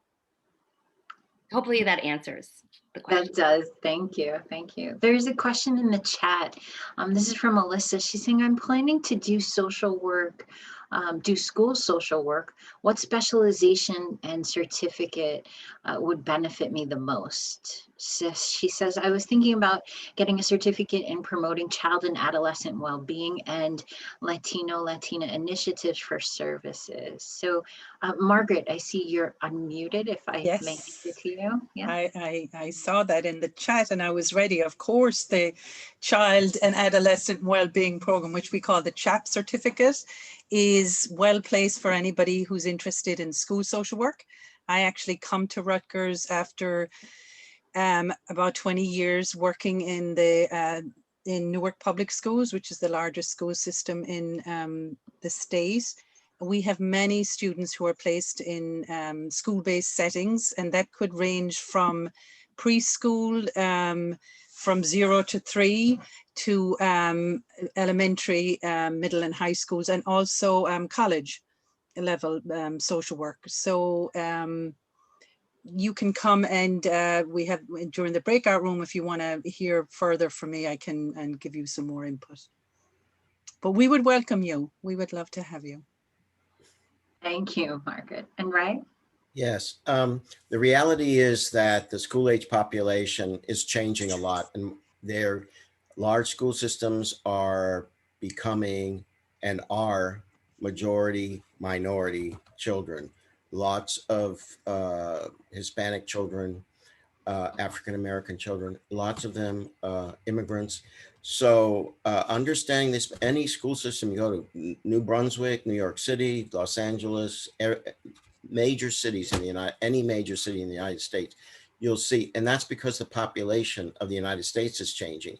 And so school-age children, Hispanic school-age children make up a large percentage of just about any school system you go to. So it would be helpful for you to have that cultural competency in order to work with those children and their families. Thanks, Ray. There are a few more questions in the chat. I see one from you, Maris.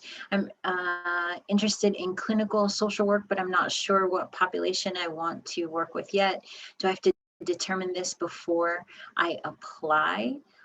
I can go ahead and answer that, but anyone on the panel that would like to unmute themselves, that'll be my signal to pass it over to you. But you don't need to know this information before you apply. That's the beauty of how our program is designed. We give you generalist information, and you might have an idea when you apply, but certainly we have students that have changed their mind. And social work is so versatile that there is a lot of flexibility, and you wouldn't compromise your education at all. You have opportunities at every turn to tailor your education based on your interests. So no, you don't need to know before you apply. I have another question. Is it possible to do more than one certificate? To be honest, I never like telling my students no. However, it hasn't been done just because it may require you taking extra classes. Sometimes students don't want to do extra classes. That's not always ideal, but you can work with your academic advisor. There is potential if they're closely aligned. So it hasn't been done, but you can work with your academic advisor on the possibilities of it. That's how I will present that information, that answer. I do have one more question that I would like to ask, and this is for global programs. This is for Becky. Can I do global programs if I'm in any MSW program, like 100% online, blended, intensive weekend? Yes, you can. We have a range of programs, with two of the programs being field placements in the summer, and then the China program has either a 2 or 4 week, and then we have the winter programs. Of course, this is hopefully when the world opens back up, but it just depends on your schedule. In being able to work that in, but generally you can do any of the programs. Thanks, Becky. So, all right, let's see. I think we could take one last question, and then we are going to have breakout rooms. I see a question from Jessica. What percentage of social work students is MAP students? I don't know, Elsa, if you can answer this, and what field placements are common in MAP specializations? The MAP cohort is a smaller cohort of the school. So it's a tight-knit group because it is a small cohort. So I think maybe 5%, if I'm right about that. What was the second part of the question? I'm sorry, Christina. Oh, examples of field placements. Oh, field placements. Yes. So we have some really interesting field placements in the MAP specialization. I hear from my students that they are placed in legislative offices. So that seems to be something that a MAP student would get involved in, legislative services, for example. Also at agencies, at human service agencies, and they often will need assistance with grant writing, social media, kind of all of the kinds of skills that social work students are learning within the School of Social Work. And really any number of places. In government, I have a student now who's placed in a government entity and he's reviewing proposals. So on the funder side, he's actually reviewing and rating proposals that are going in to this governmental entity. So they can be in a number of places because macro skills are practiced really in all settings, but there's some very interesting tasks that are assigned within field with our MAP students. Thanks, Elsa. Oh, I do see a hand, and Isabel, I want to acknowledge that. You can go ahead and unmute yourself and ask your question. Yeah, I asked it in the chat, but I think it was missed. So if I'm interested in areas such as being a broker or case management or discharge planning, would I go into clinical or MAP? Because I thought clinical was mostly therapy, but I'm not interested in doing therapy. Yeah, that's a good question. I would actually, if it's okay, Jackie, I would give it to you. Sure. So I think that for all of you who are considering, are trying to distinguish your interest in clinical or macro, really comes down to maybe your interest, your passion about scope of practice. So if you're really wanting to do direct practice in any of the ways that you've mentioned, case management, discharge planning, even therapy, clinical might be the right fit for you. If you're thinking about doing some of those things, maybe from more of a managerial position, then I would say MAP might be a better fit. So during the breakout, you'll have an opportunity to come and explore some of those things. And I'll share that I was actually a macro focused student in my MSW program, and then I made the change to clinical. So I'm happy to speak to kind of navigating both of those areas. Thanks, Jackie. That's a perfect segue because we're at the end of our panel discussion. And again, our faculty are going to be sticking around. So if you have any further questions, you're welcome to join them in the breakout rooms. And just like before, these breakout rooms are going to close in 30 minutes. So as a reminder, you can join the breakout room by clicking the breakout room button at the bottom of your screen, and then you can select the respective breakout room, the specialization certificate or program that you're interested in, and then click join. And then again, to return to the main room, you can just click the bottom right corner and click the blue leave the breakout room button. So panelists, if you can go ahead and head over to the breakout rooms now. Students with any additional questions, you can go ahead. If you're having trouble again navigating, you could message Kim Kaiser and she will put you to the breakout room that you're looking for. Just let her know which room. And then for those of you who are staying in this main room, we are going to return to our main program after this brief break. Again, about 2 or 3 minutes, enough time to stretch again. We'll be getting started and you'll be hearing about field education. So we'll be with you shortly, everyone. Thank you.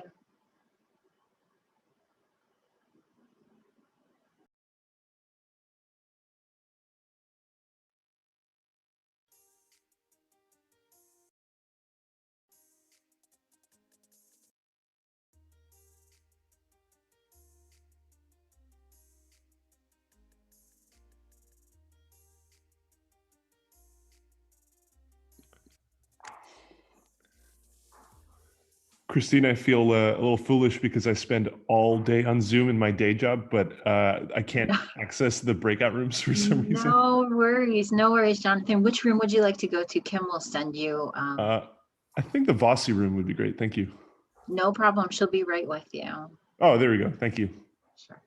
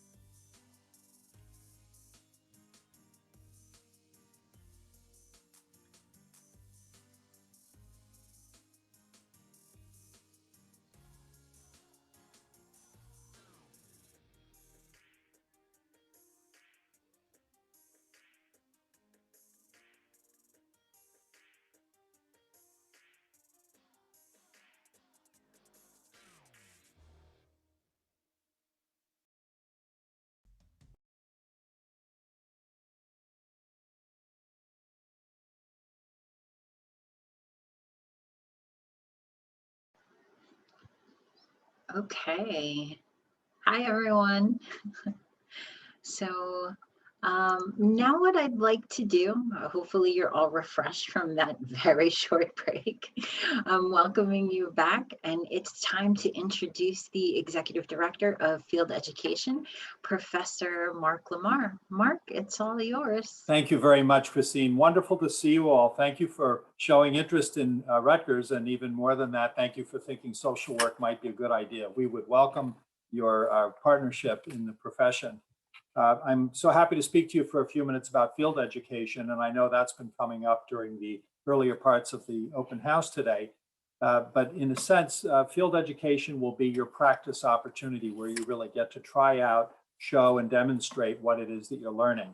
And the field office is very student-friendly, and what we'll do is work closely with you on identifying with you what your areas of interest are in types of field settings and client populations you'd like to serve, learn more about, and work with. and we'll place you there. We'll find an agency amidst our several thousand high quality, well supervised, well structured, busy, mission driven organizations and get you into a hospital setting or a shelter, a school system, anywhere from pre-K to university settings. We'll affiliate you, if you're in MAP, with leadership at organizations. I heard Elsa mention a few minutes ago that we have some legislative settings, and we did indeed have people with congressional representatives and state legislators and even a US Senator last year. We really have, if you can imagine the kind of place that people go for help, for things they need for themselves, their families, and their communities, we probably have a field placement that lines up with that. And so our students report high satisfaction with their field placements. They are supervised by typically a senior experienced staff member at the organization who's called their field instructor. And these are people who typically have done this over the years and have deep experience working with social work learners. We also, so we make that relationship. The field office, as I said, is very student friendly, and we help you identify what it is you'd like to do, and we find a place that with your agreement and understanding looks like the place that'll provide that learning for you. And then we even also hire and engage a third professional social worker. You have 3 people on your team. Third person, known as your field liaison, and that person will go side by side with you throughout the entire semester, looking at the written work that you're doing for your field assignments, looking at your learning contract, your field evaluation, and so forth. And that person even comes out either virtually or in person at least once a semester and visits you at the field agency. So it's somebody you'll get to know who's really hired to be devoted toward your education and creating and serving as a bridge between the Rutgers School of Social Work and your particular field agency.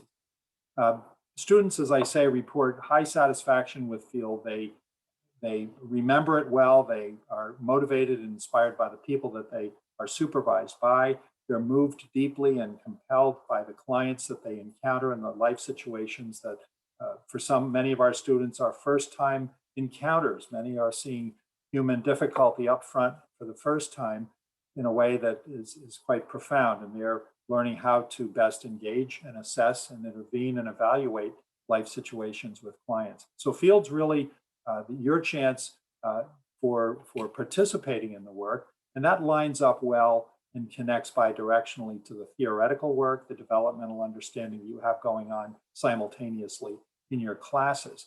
I have a few slides, and I would like to be able to show those, and I'm going to see if I can share those. These were prepared generously for us, and I'll see if these are viewable. And we won't spend too much time, and we'll make sure you get these to look at yourself. But let me walk through just a little bit with you, and let me use some talking points here. Let me just get us to the front part, and it's just a couple of slides. I know you've all been doing a lot of slides today. All of our programs have slightly different ways of delivering our degrees, but we all require the same number of field hours.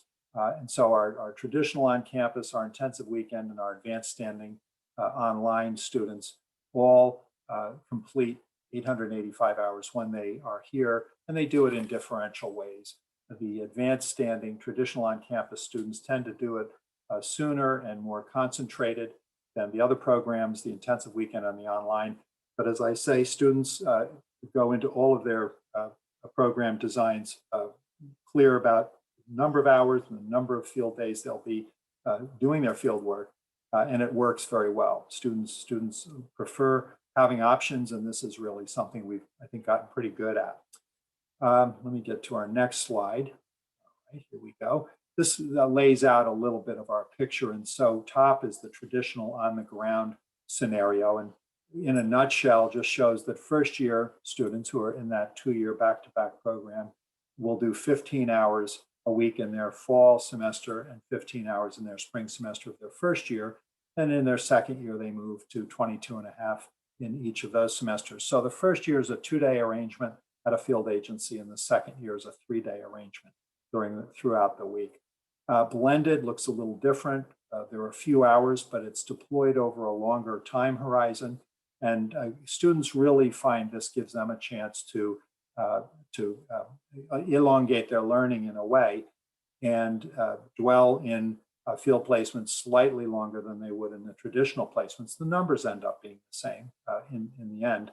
But this is a really great option, as is the intensive weekend program, which by design takes 3 years, and the online program, which has our students in field over 7 semesters. So just different designs, but all involve same faculty, similar procedures, same process, and as I say, a deep student friendliness on the part of the field education office to being sure you get an opportunity to work in the areas you are drawn to.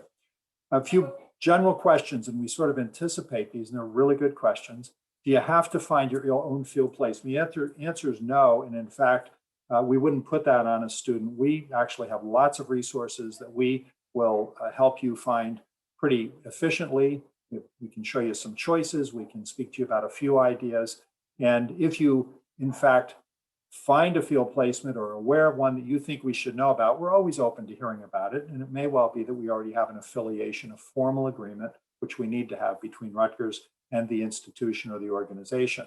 But we're open to dialogue. But in fact, you don't have to. And in fact, we're there to help you do that. So we'll work with you closely on that. We're very good at this, and we'll help you find a great spot. Good question. Can you do your field placement on evening or weekend? And to an extent that's possible. About 40% of our agencies offer some evening work or some weekend work. But however, we give, and it's sort of a big however, students are expected to have some or most availability during typical business hours, Monday through Friday, 9 to 5. Evening and weekend hour placements can't be guaranteed. And entirely evening and weekend placements simply don't exist. In other words, we don't have any students only working evenings or only working weekends. Those are just not in our domain.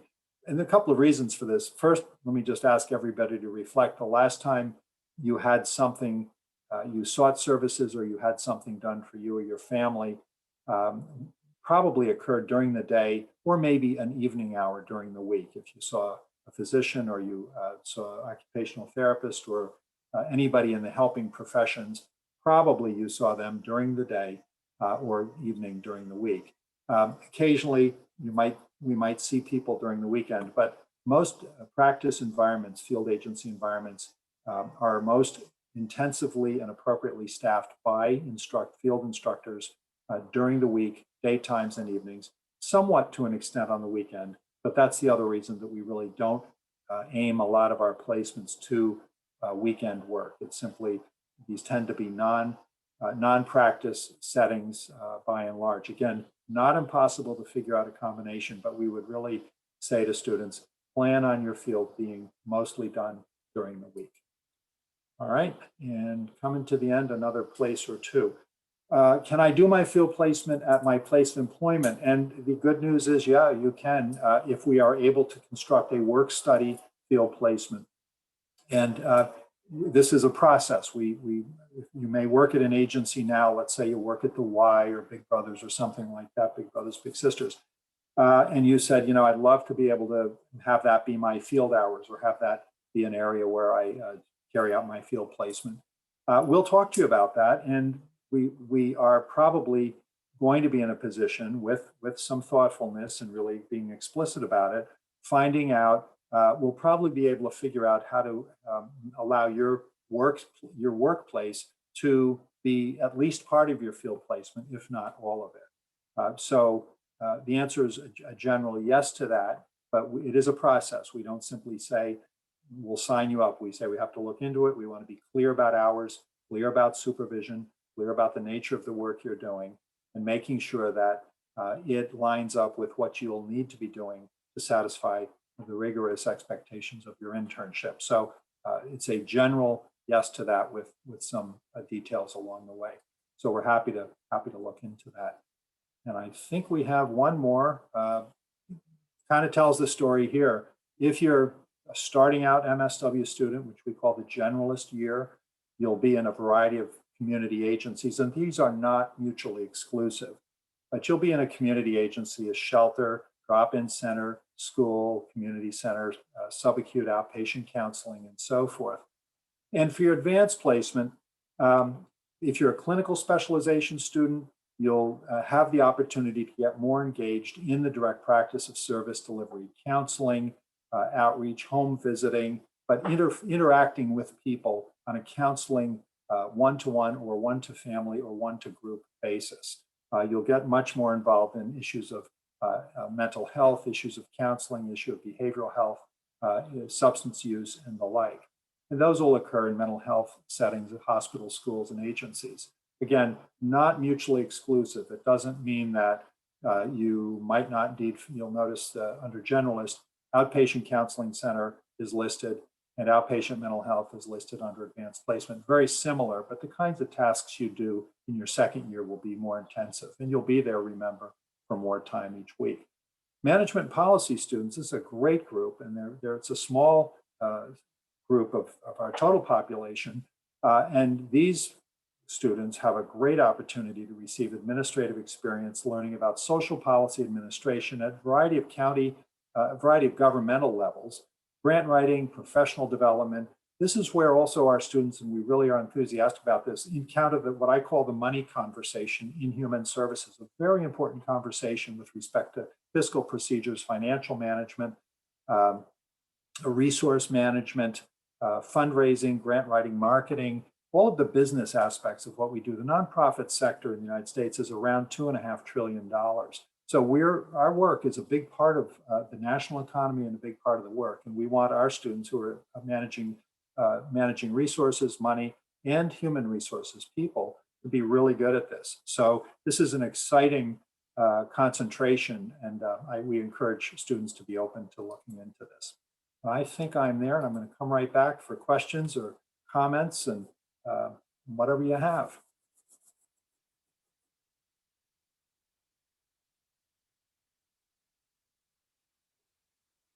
I'll come right out there and call on you, so you better ask a question. That's all there is to it. I'll come right out there and get you. Don't you avoid me. I'll come right out and get you. I'll talk to you about field. I see you looking. What do people think they'd like to do? Where do you want to picture yourself in field in the fall if you come? What's your interest? I'll tell you where we might put you, get you set up.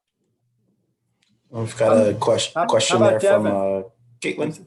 I'm seeing Caitlin and Devin's got a hand up. So Caitlin, go ahead. What's on your mind? Hello. Hi, how are you? Thanks for you? speaking up. I'm good. Great to see you. Of course. So I just wanted to confirm, so I would be doing the traditional full-time 2-year program. So for the first year, I would be in a generalist placement. I wouldn't have the opportunity to do one of the advanced ones, even if I already had like a specific population in mind. I would stick with the generalist and then move to the advanced. Well, here's the thing. What's your population that you sort of have in mind? And let's do a little hypothetical real quick. Okay. So I was actually just speaking with I'm sorry, I'm blanking on his name, but for the addictions certificate. Sure, Ryan. Yep. Yeah, Ryan. Yes, yeah. That's it. Yeah. So that's like my primary focus right now. That's where my internship is going to be in the spring. I'm still in my undergrad.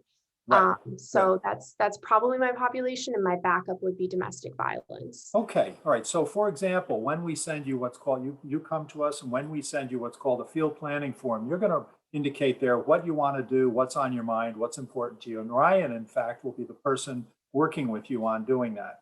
He'll be the person placing you if you're in the ACT program, if you are. Now, if you're not, one of our field offices will be, but any of our field faculty who look at that will try to honor as much as we're able to your interest in working in the field of addiction, substance use, and that may look a few ways. We may not be able to, or might not be the time to place you into an individual counseling setting that requires a second-year student, but we might place you in a school setting that is deeply interested in prevention. We might ask you to work in a county prevention office. We might ask you to take a look at a community agency where they're operating groups for people in recovery. So it doesn't disallow the one-to-one or the group interaction. When we say generalist, a lot of our generalist students do have client contact. We really want them to. And we don't want to make it such a hard differentiation that year one is exactly a certain way with, it absolutely has to have client contact. but it does grow in intensity in separate individual caseloads in year 2.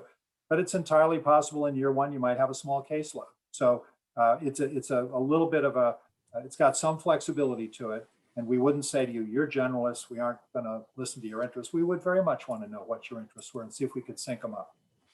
Okay, awesome. Because I know like for my internship in the spring, it's 40 hours a week. So I'm going to have like my own caseload and all of that. So it would be really nice to like continue that rather than kind of like take a step back to where my internship was last year. If that makes any sense. Understood, and good luck. It sounds wonderful. I hope that goes well. Great.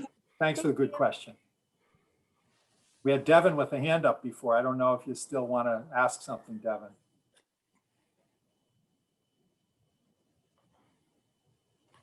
Maybe not. Okay. Looks like she's frozen there. Okay. What we'll do, Mark, is we'll jump into the admissions slides, the admissions presentations. We do still have. I have a question. Maybe Devin. She's here for 2 seconds. Go ahead, Devin. Go ahead, Devin.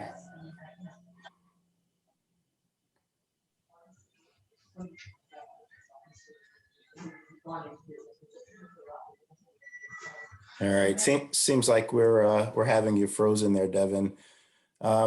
Just hold off on the question. We will have a panel discussion at the end of this brief presentation here, and then we'll allow you to ask the first question during the panel discussion in about 10 minutes or so. So just let me share my screen here, and what we'll go ahead and get started with is going to be the admissions process. So everyone's loved what they've heard so far, and now everyone's wondering, well, how do I qualify? Well, here's the information. The first is going to be that you will be required to have a bachelor's degree from an accredited undergraduate institution.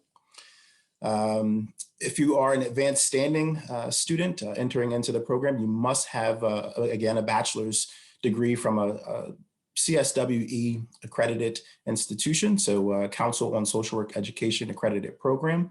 And advanced standing students must have completed a statistics course before entering into the program. So at the time of applying, that course will need to have been completed for us to review as a part of your application. If you do have questions pertaining to the statistics course, and if you've met that requirement, you can always email us the information, and we can take a look at it to determine if the course does qualify and suffice for that particular requirement. We do suggest a minimum 3.0 GPA. However, if we find that, or if you find that you're an individual who's gained a lot of experience, maybe you've gone on after, say, earning a 2.9 in undergrad, and you've done a graduate degree and you've performed much better there, certainly that will help you out, and that will give us an opportunity to take, again, a broad look and a holistic approach at your review for your application. Now, you certainly can understand that you should have the desire to become a leader in social justice and make impact on the lives of the individuals and communities as well. So certainly having that motivation to enter into the field will be vital for you. Now, what are the application requirements for our program? I will start with the biggest one. I've seen the question quite a few times. I've seen answers to the question quite a few times, but I want everyone to be aware. The big question that we always get is the GRE required? And the answer is no. We do not require any standardized testing as a part of our application requirement. The application itself is going to be found on our website, socialwork.rutgers.edu. It'll also be found on graduate or grad study .rutgers.edu at the graduate studies or graduate admissions website as well. When you're applying, you will be required to submit official transcripts from all schools previously attended. So if you've gone to a community college and then transferred into Rutgers, we will be requiring the transcript not only from Rutgers, but the transcript from the community college as well. The same would go if you went to a four-year institution before transferring to another four-year institution, whatever those institutions may be. We will need the transcripts from all of those institutions that you've previously attended. Even if it was just for one course, we will need the transcript to see how you've performed. This will allow us to take that holistic approach in our review process. You will be required to supply a personal statement as well. Your personal statement is going to give you an opportunity to paint the perfect picture of who you are as an applicant, what motivates you, and it'll also give you an opportunity to clear up any hurdles or challenges that you may have experienced as a student an undergrad, and again, telling us now what that motivation is, why you feel that you are better prepared at this time for graduate school. There will be 3 letters of recommendation required of you as well. We ask that these letters come from professional or academic sources, not from family members or friends. While certainly those letters could be positive letters, we certainly would like to hear from the individuals who can speak to your readiness for graduate level work. And again, that more than likely will come from supervisors, managers, directors, as well as professors and even academic advisors.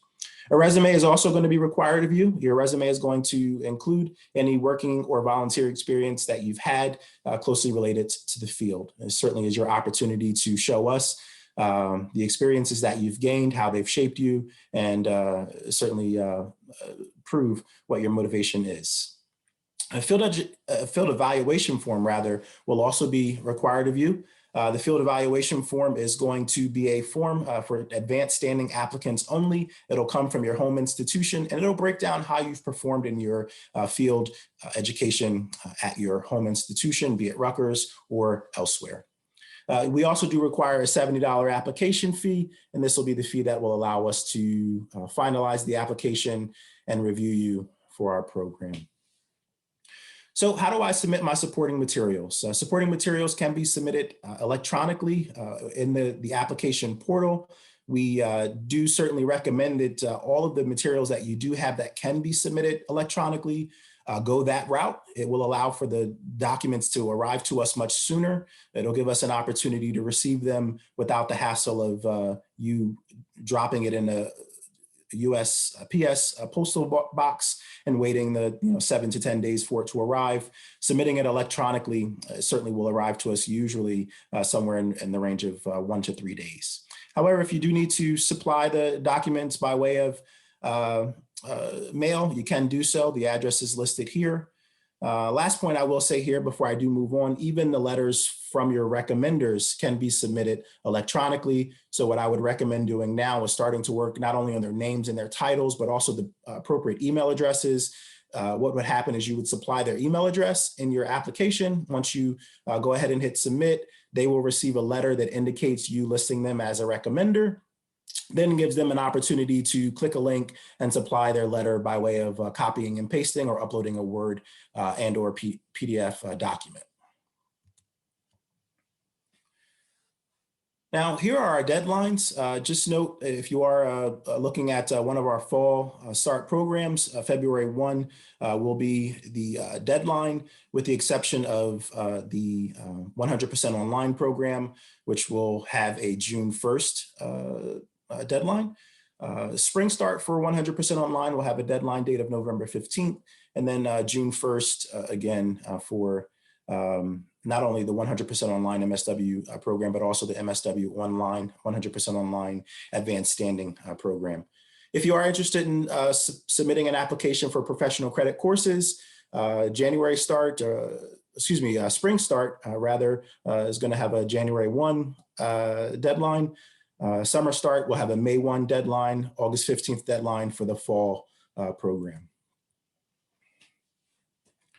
So tuition and financial aid will be what we will cover here briefly next.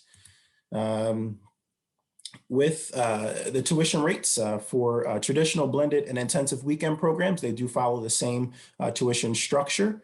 If you are a student who is looking to pursue the program at a full-time rate, taking 12 or more credits, there is certainly a benefit. There is a flat rate of tuition. It's capped there at $88.68 for the semester. So again, taking 15 credits, 12 credits or more, huge benefit. The average cost per credit drops significantly when you are a full-time student.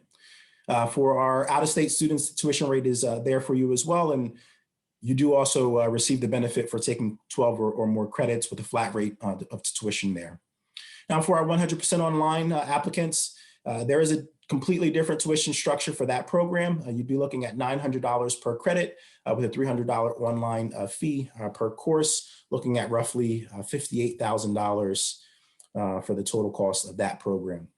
Financial aid is available.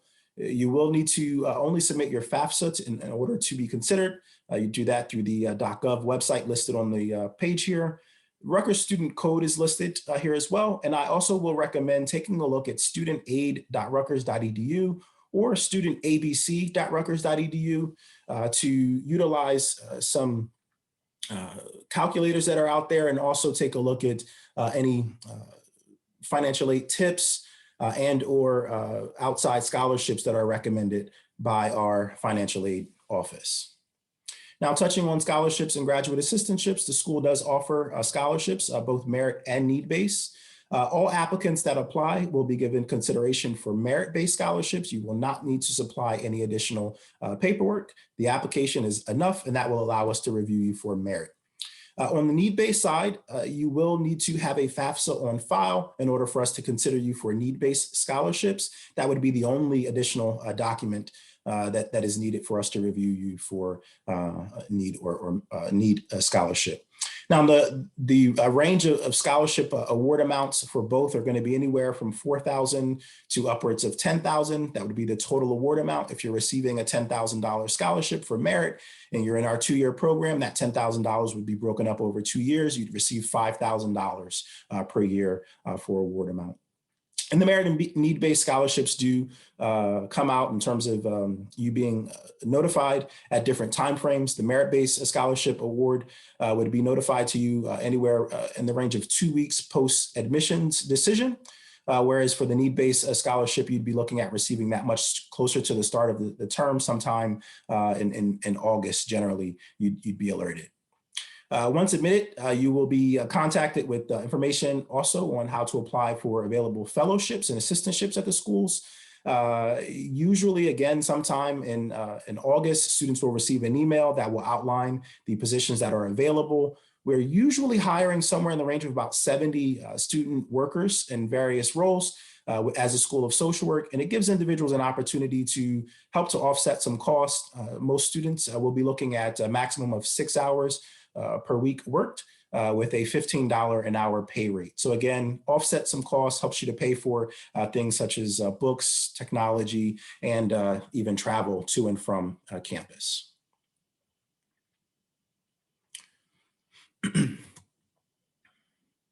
So now with the application process, it looks like we've returned back to the beginning. So what we'll do now is move forward. I'll stop sharing my screen, and we'll move forward to the panel discussion. On the panel discussion, we will have Mark Lamar, the Executive Director for the Office of Field Education, and then we will also have Laura DiMarcantonio, who is the Assistant Dean for Recruitment and Admissions with the School of Social Work. I will also be on the panel, and I do apologize, I did not introduce myself at the start of my presentation. I think I was a little bit too concerned with timing here. My name is Larry Lester, and I'm Assistant Director for Recruitment and Admissions with the School of Social Work as well. So we'll turn it over to Christine, and we'll get moving with the panel. Thanks, Larry. So, okay, everyone, we have about 11 minutes and the floor is yours. Does anyone have any questions about fields or the application process? I'm happy to take any questions that you might have. Okay, I see a hand. Oh, it disappeared. Oh, there it is again. Isabel, I'm going to ask you to unmute yourself. Isabel, you can go ahead with your question. Okay, hi.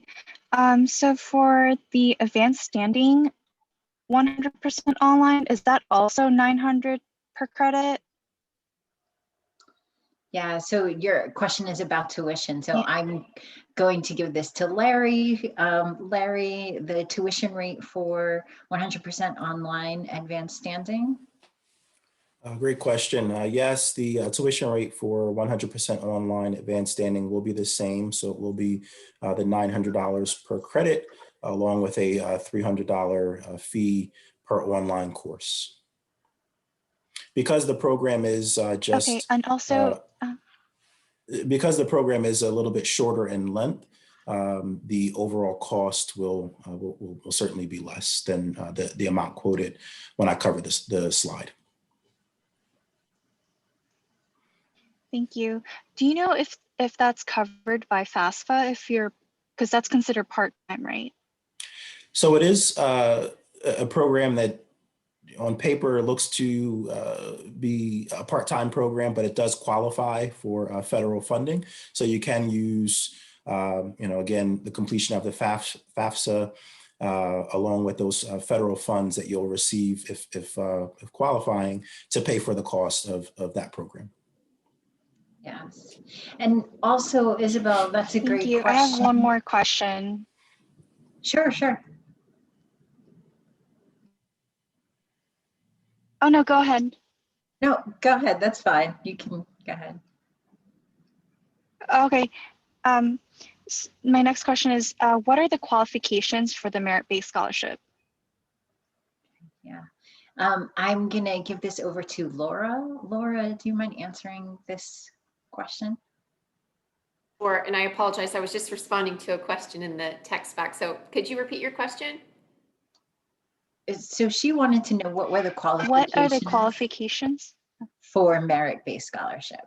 Sure, great question. So the school does give away approximately $400,000, and the school being the School of Social Work, about $400,000 a year in both need and merit-based scholarships. Of course, because of our strong social justice mission, the great majority of that money is need-based scholarships. We give away about 15 merit-based scholarships a year. So I say that just to kind of put it in context of, we have some fantastic students that apply for the merit-based scholarships, but because they are so few and far between, they are very, very competitive. So you don't have an additional application process. It is for the merit-based scholarships. It is simply meeting that priority deadline of February 1, or if you're applying for an online program, one of the various deadlines there. Meeting the priority deadline, having everything into us in time. And essentially, as the committee is reviewing your application for admission to the MSW, we're looking for those very standout applicants, and stand out in terms of an exceptional academic background, exceptional letters of recommendation, really well articulated, well thought out personal statement. And if you are offered a merit-based scholarship, shortly after your offer of admission, approximately within about a week to 2 weeks, you would also get your offer of that merit-based scholarship. For the need-based scholarships, after the point of admission, usually around the late spring area, you'll be in contact with the Office of Student Affairs regularly after admission, and they will send out an application process for the need-based scholarships. So those do have a brief application process that the Office of Student Affairs will initiate with you. Hopefully that helps. Thanks, Laura. So I see a question in the chat box. I'm going to give this to Larry. The question is, can you repeat the total cost of the traditional MSW program, Larry? So great question. I don't have the figures in front of me, but I would, and Laura, you can shake your head yes or no if I'm a little bit off. Traditional program, if we're talking the 1 year advanced standing, you're looking roughly $23,000 for that total cost. And then if we're talking the 2 year program, you're looking about $11,000, $10,000 additional dollars, so somewhere in the range of about $33,000, $34,000 in cost for that that breakdown.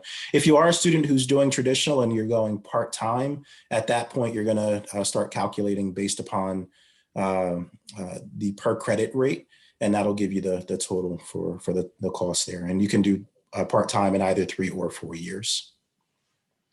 Yeah, and I'll just add, all those are correct. And we always say approximate, because again, depending on how you do this program is going to drive what the total cost is. You may start out full-time, paying the full-time rate, and then drop down for a semester or 2 to part-time. We have students who do it in a number of different ways. So it does adjust that way. I'll say broadly speaking, you know, Rutgers University, obviously we're a public research university, a publicly funded institution. So You're doing the right thing. Do your shopping in terms of comparing prices of other MSW programs. I think what you're going to find when you look at our tuition costs compared to any of our, certainly our regional competitors, but also nationally, for what our program provides to you, it is an exceptionally affordable program, whether you're doing it in person or online. And I'll also say, you know, in a credit to Rutgers University, typically institutions increase their tuition rates every year. Rutgers has managed for the last at least as long as I've been here, to keep those increases to 1% or less. And again, that is just in keeping in terms of the mission of a public research university. This past year, they actually froze tuition. And I think, again, it just speaks to the fact that although every university and college in the US right now and in the world really pandemic-wise has taken a hit, and Rutgers University and the new president made a decision not to pass those deficits on to our students. So I just like to kind of fit that in the context of these very good questions that you're asking about cost. Thank you. So there's a question, applications are still open for 100% online for spring 2021. Is that correct? And what is the deadline? I can answer that, happy to. Yes, applications for spring 2021 are still open, and we're working with a deadline of December 11th. So you want to make sure, certainly you should apply now, and then get all of your material in for full consideration and for quicker turnaround time for your response. So again, we review applications once they're complete. So you want to make sure that applications are complete before that December 11th date. So I'm seeing a few more questions. They're asking specifics. I'm going to ask Laura, I know you but our students are looking for some numbers. And the question is, what's the cost for intensive weekend program? I see a question of what's the cost of the blended program. Laura, I don't know if you want to jump in on that one. Oh, you're muted, Laura, sorry. Making these rookie mistakes of unmuting. It is, and again, I'm going to quote in-state because I know that's what most of our students are, but for the 2-year full-time program, the overall total cost comes out to your traditional program, comes out to approximately $40,000. I want to say for intensive weekend, as around last year, it moves up to about 44,000, 44 to 45,000, and blended is approximately the same. But again, I caution you that those are approximate numbers, and they also are affected by the different fees that you will pay, depending on which program you're in and whether you're full-time or part-time. So Laura, before you mute yourself, there is another question of what are the requirements for the need-based scholarships? Great question. It's a relatively short application process. These are the ones that I mentioned. After your offer of admission in late spring, the Office of Student Affairs facilitates these. My understanding is that there is usually a brief personal statement or a brief essay that you will write. I think there are also some specific scholarships that are offered by, say, alumni or agencies and organizations that we work with, which may have different requirements for the scholarship application. But it is a fairly brief process. It's certainly not the exhaustive application that you go through in terms of applying to the MSW. Thank you. So what our panelists have done, thank you, Professor Lamar. He's uploaded the PowerPoint. So if anyone is interested in looking at the numbers that you complete for field education, you can download it in the chat box. And then there is also the presentation that Larry had shared. And I wanted to just double check, open up, see if there's any final questions for fields, for admissions. I'll give you all a second. I know that there is usually the question for fields that I wanted to ask. Mark, can a student complete their field placement at their job?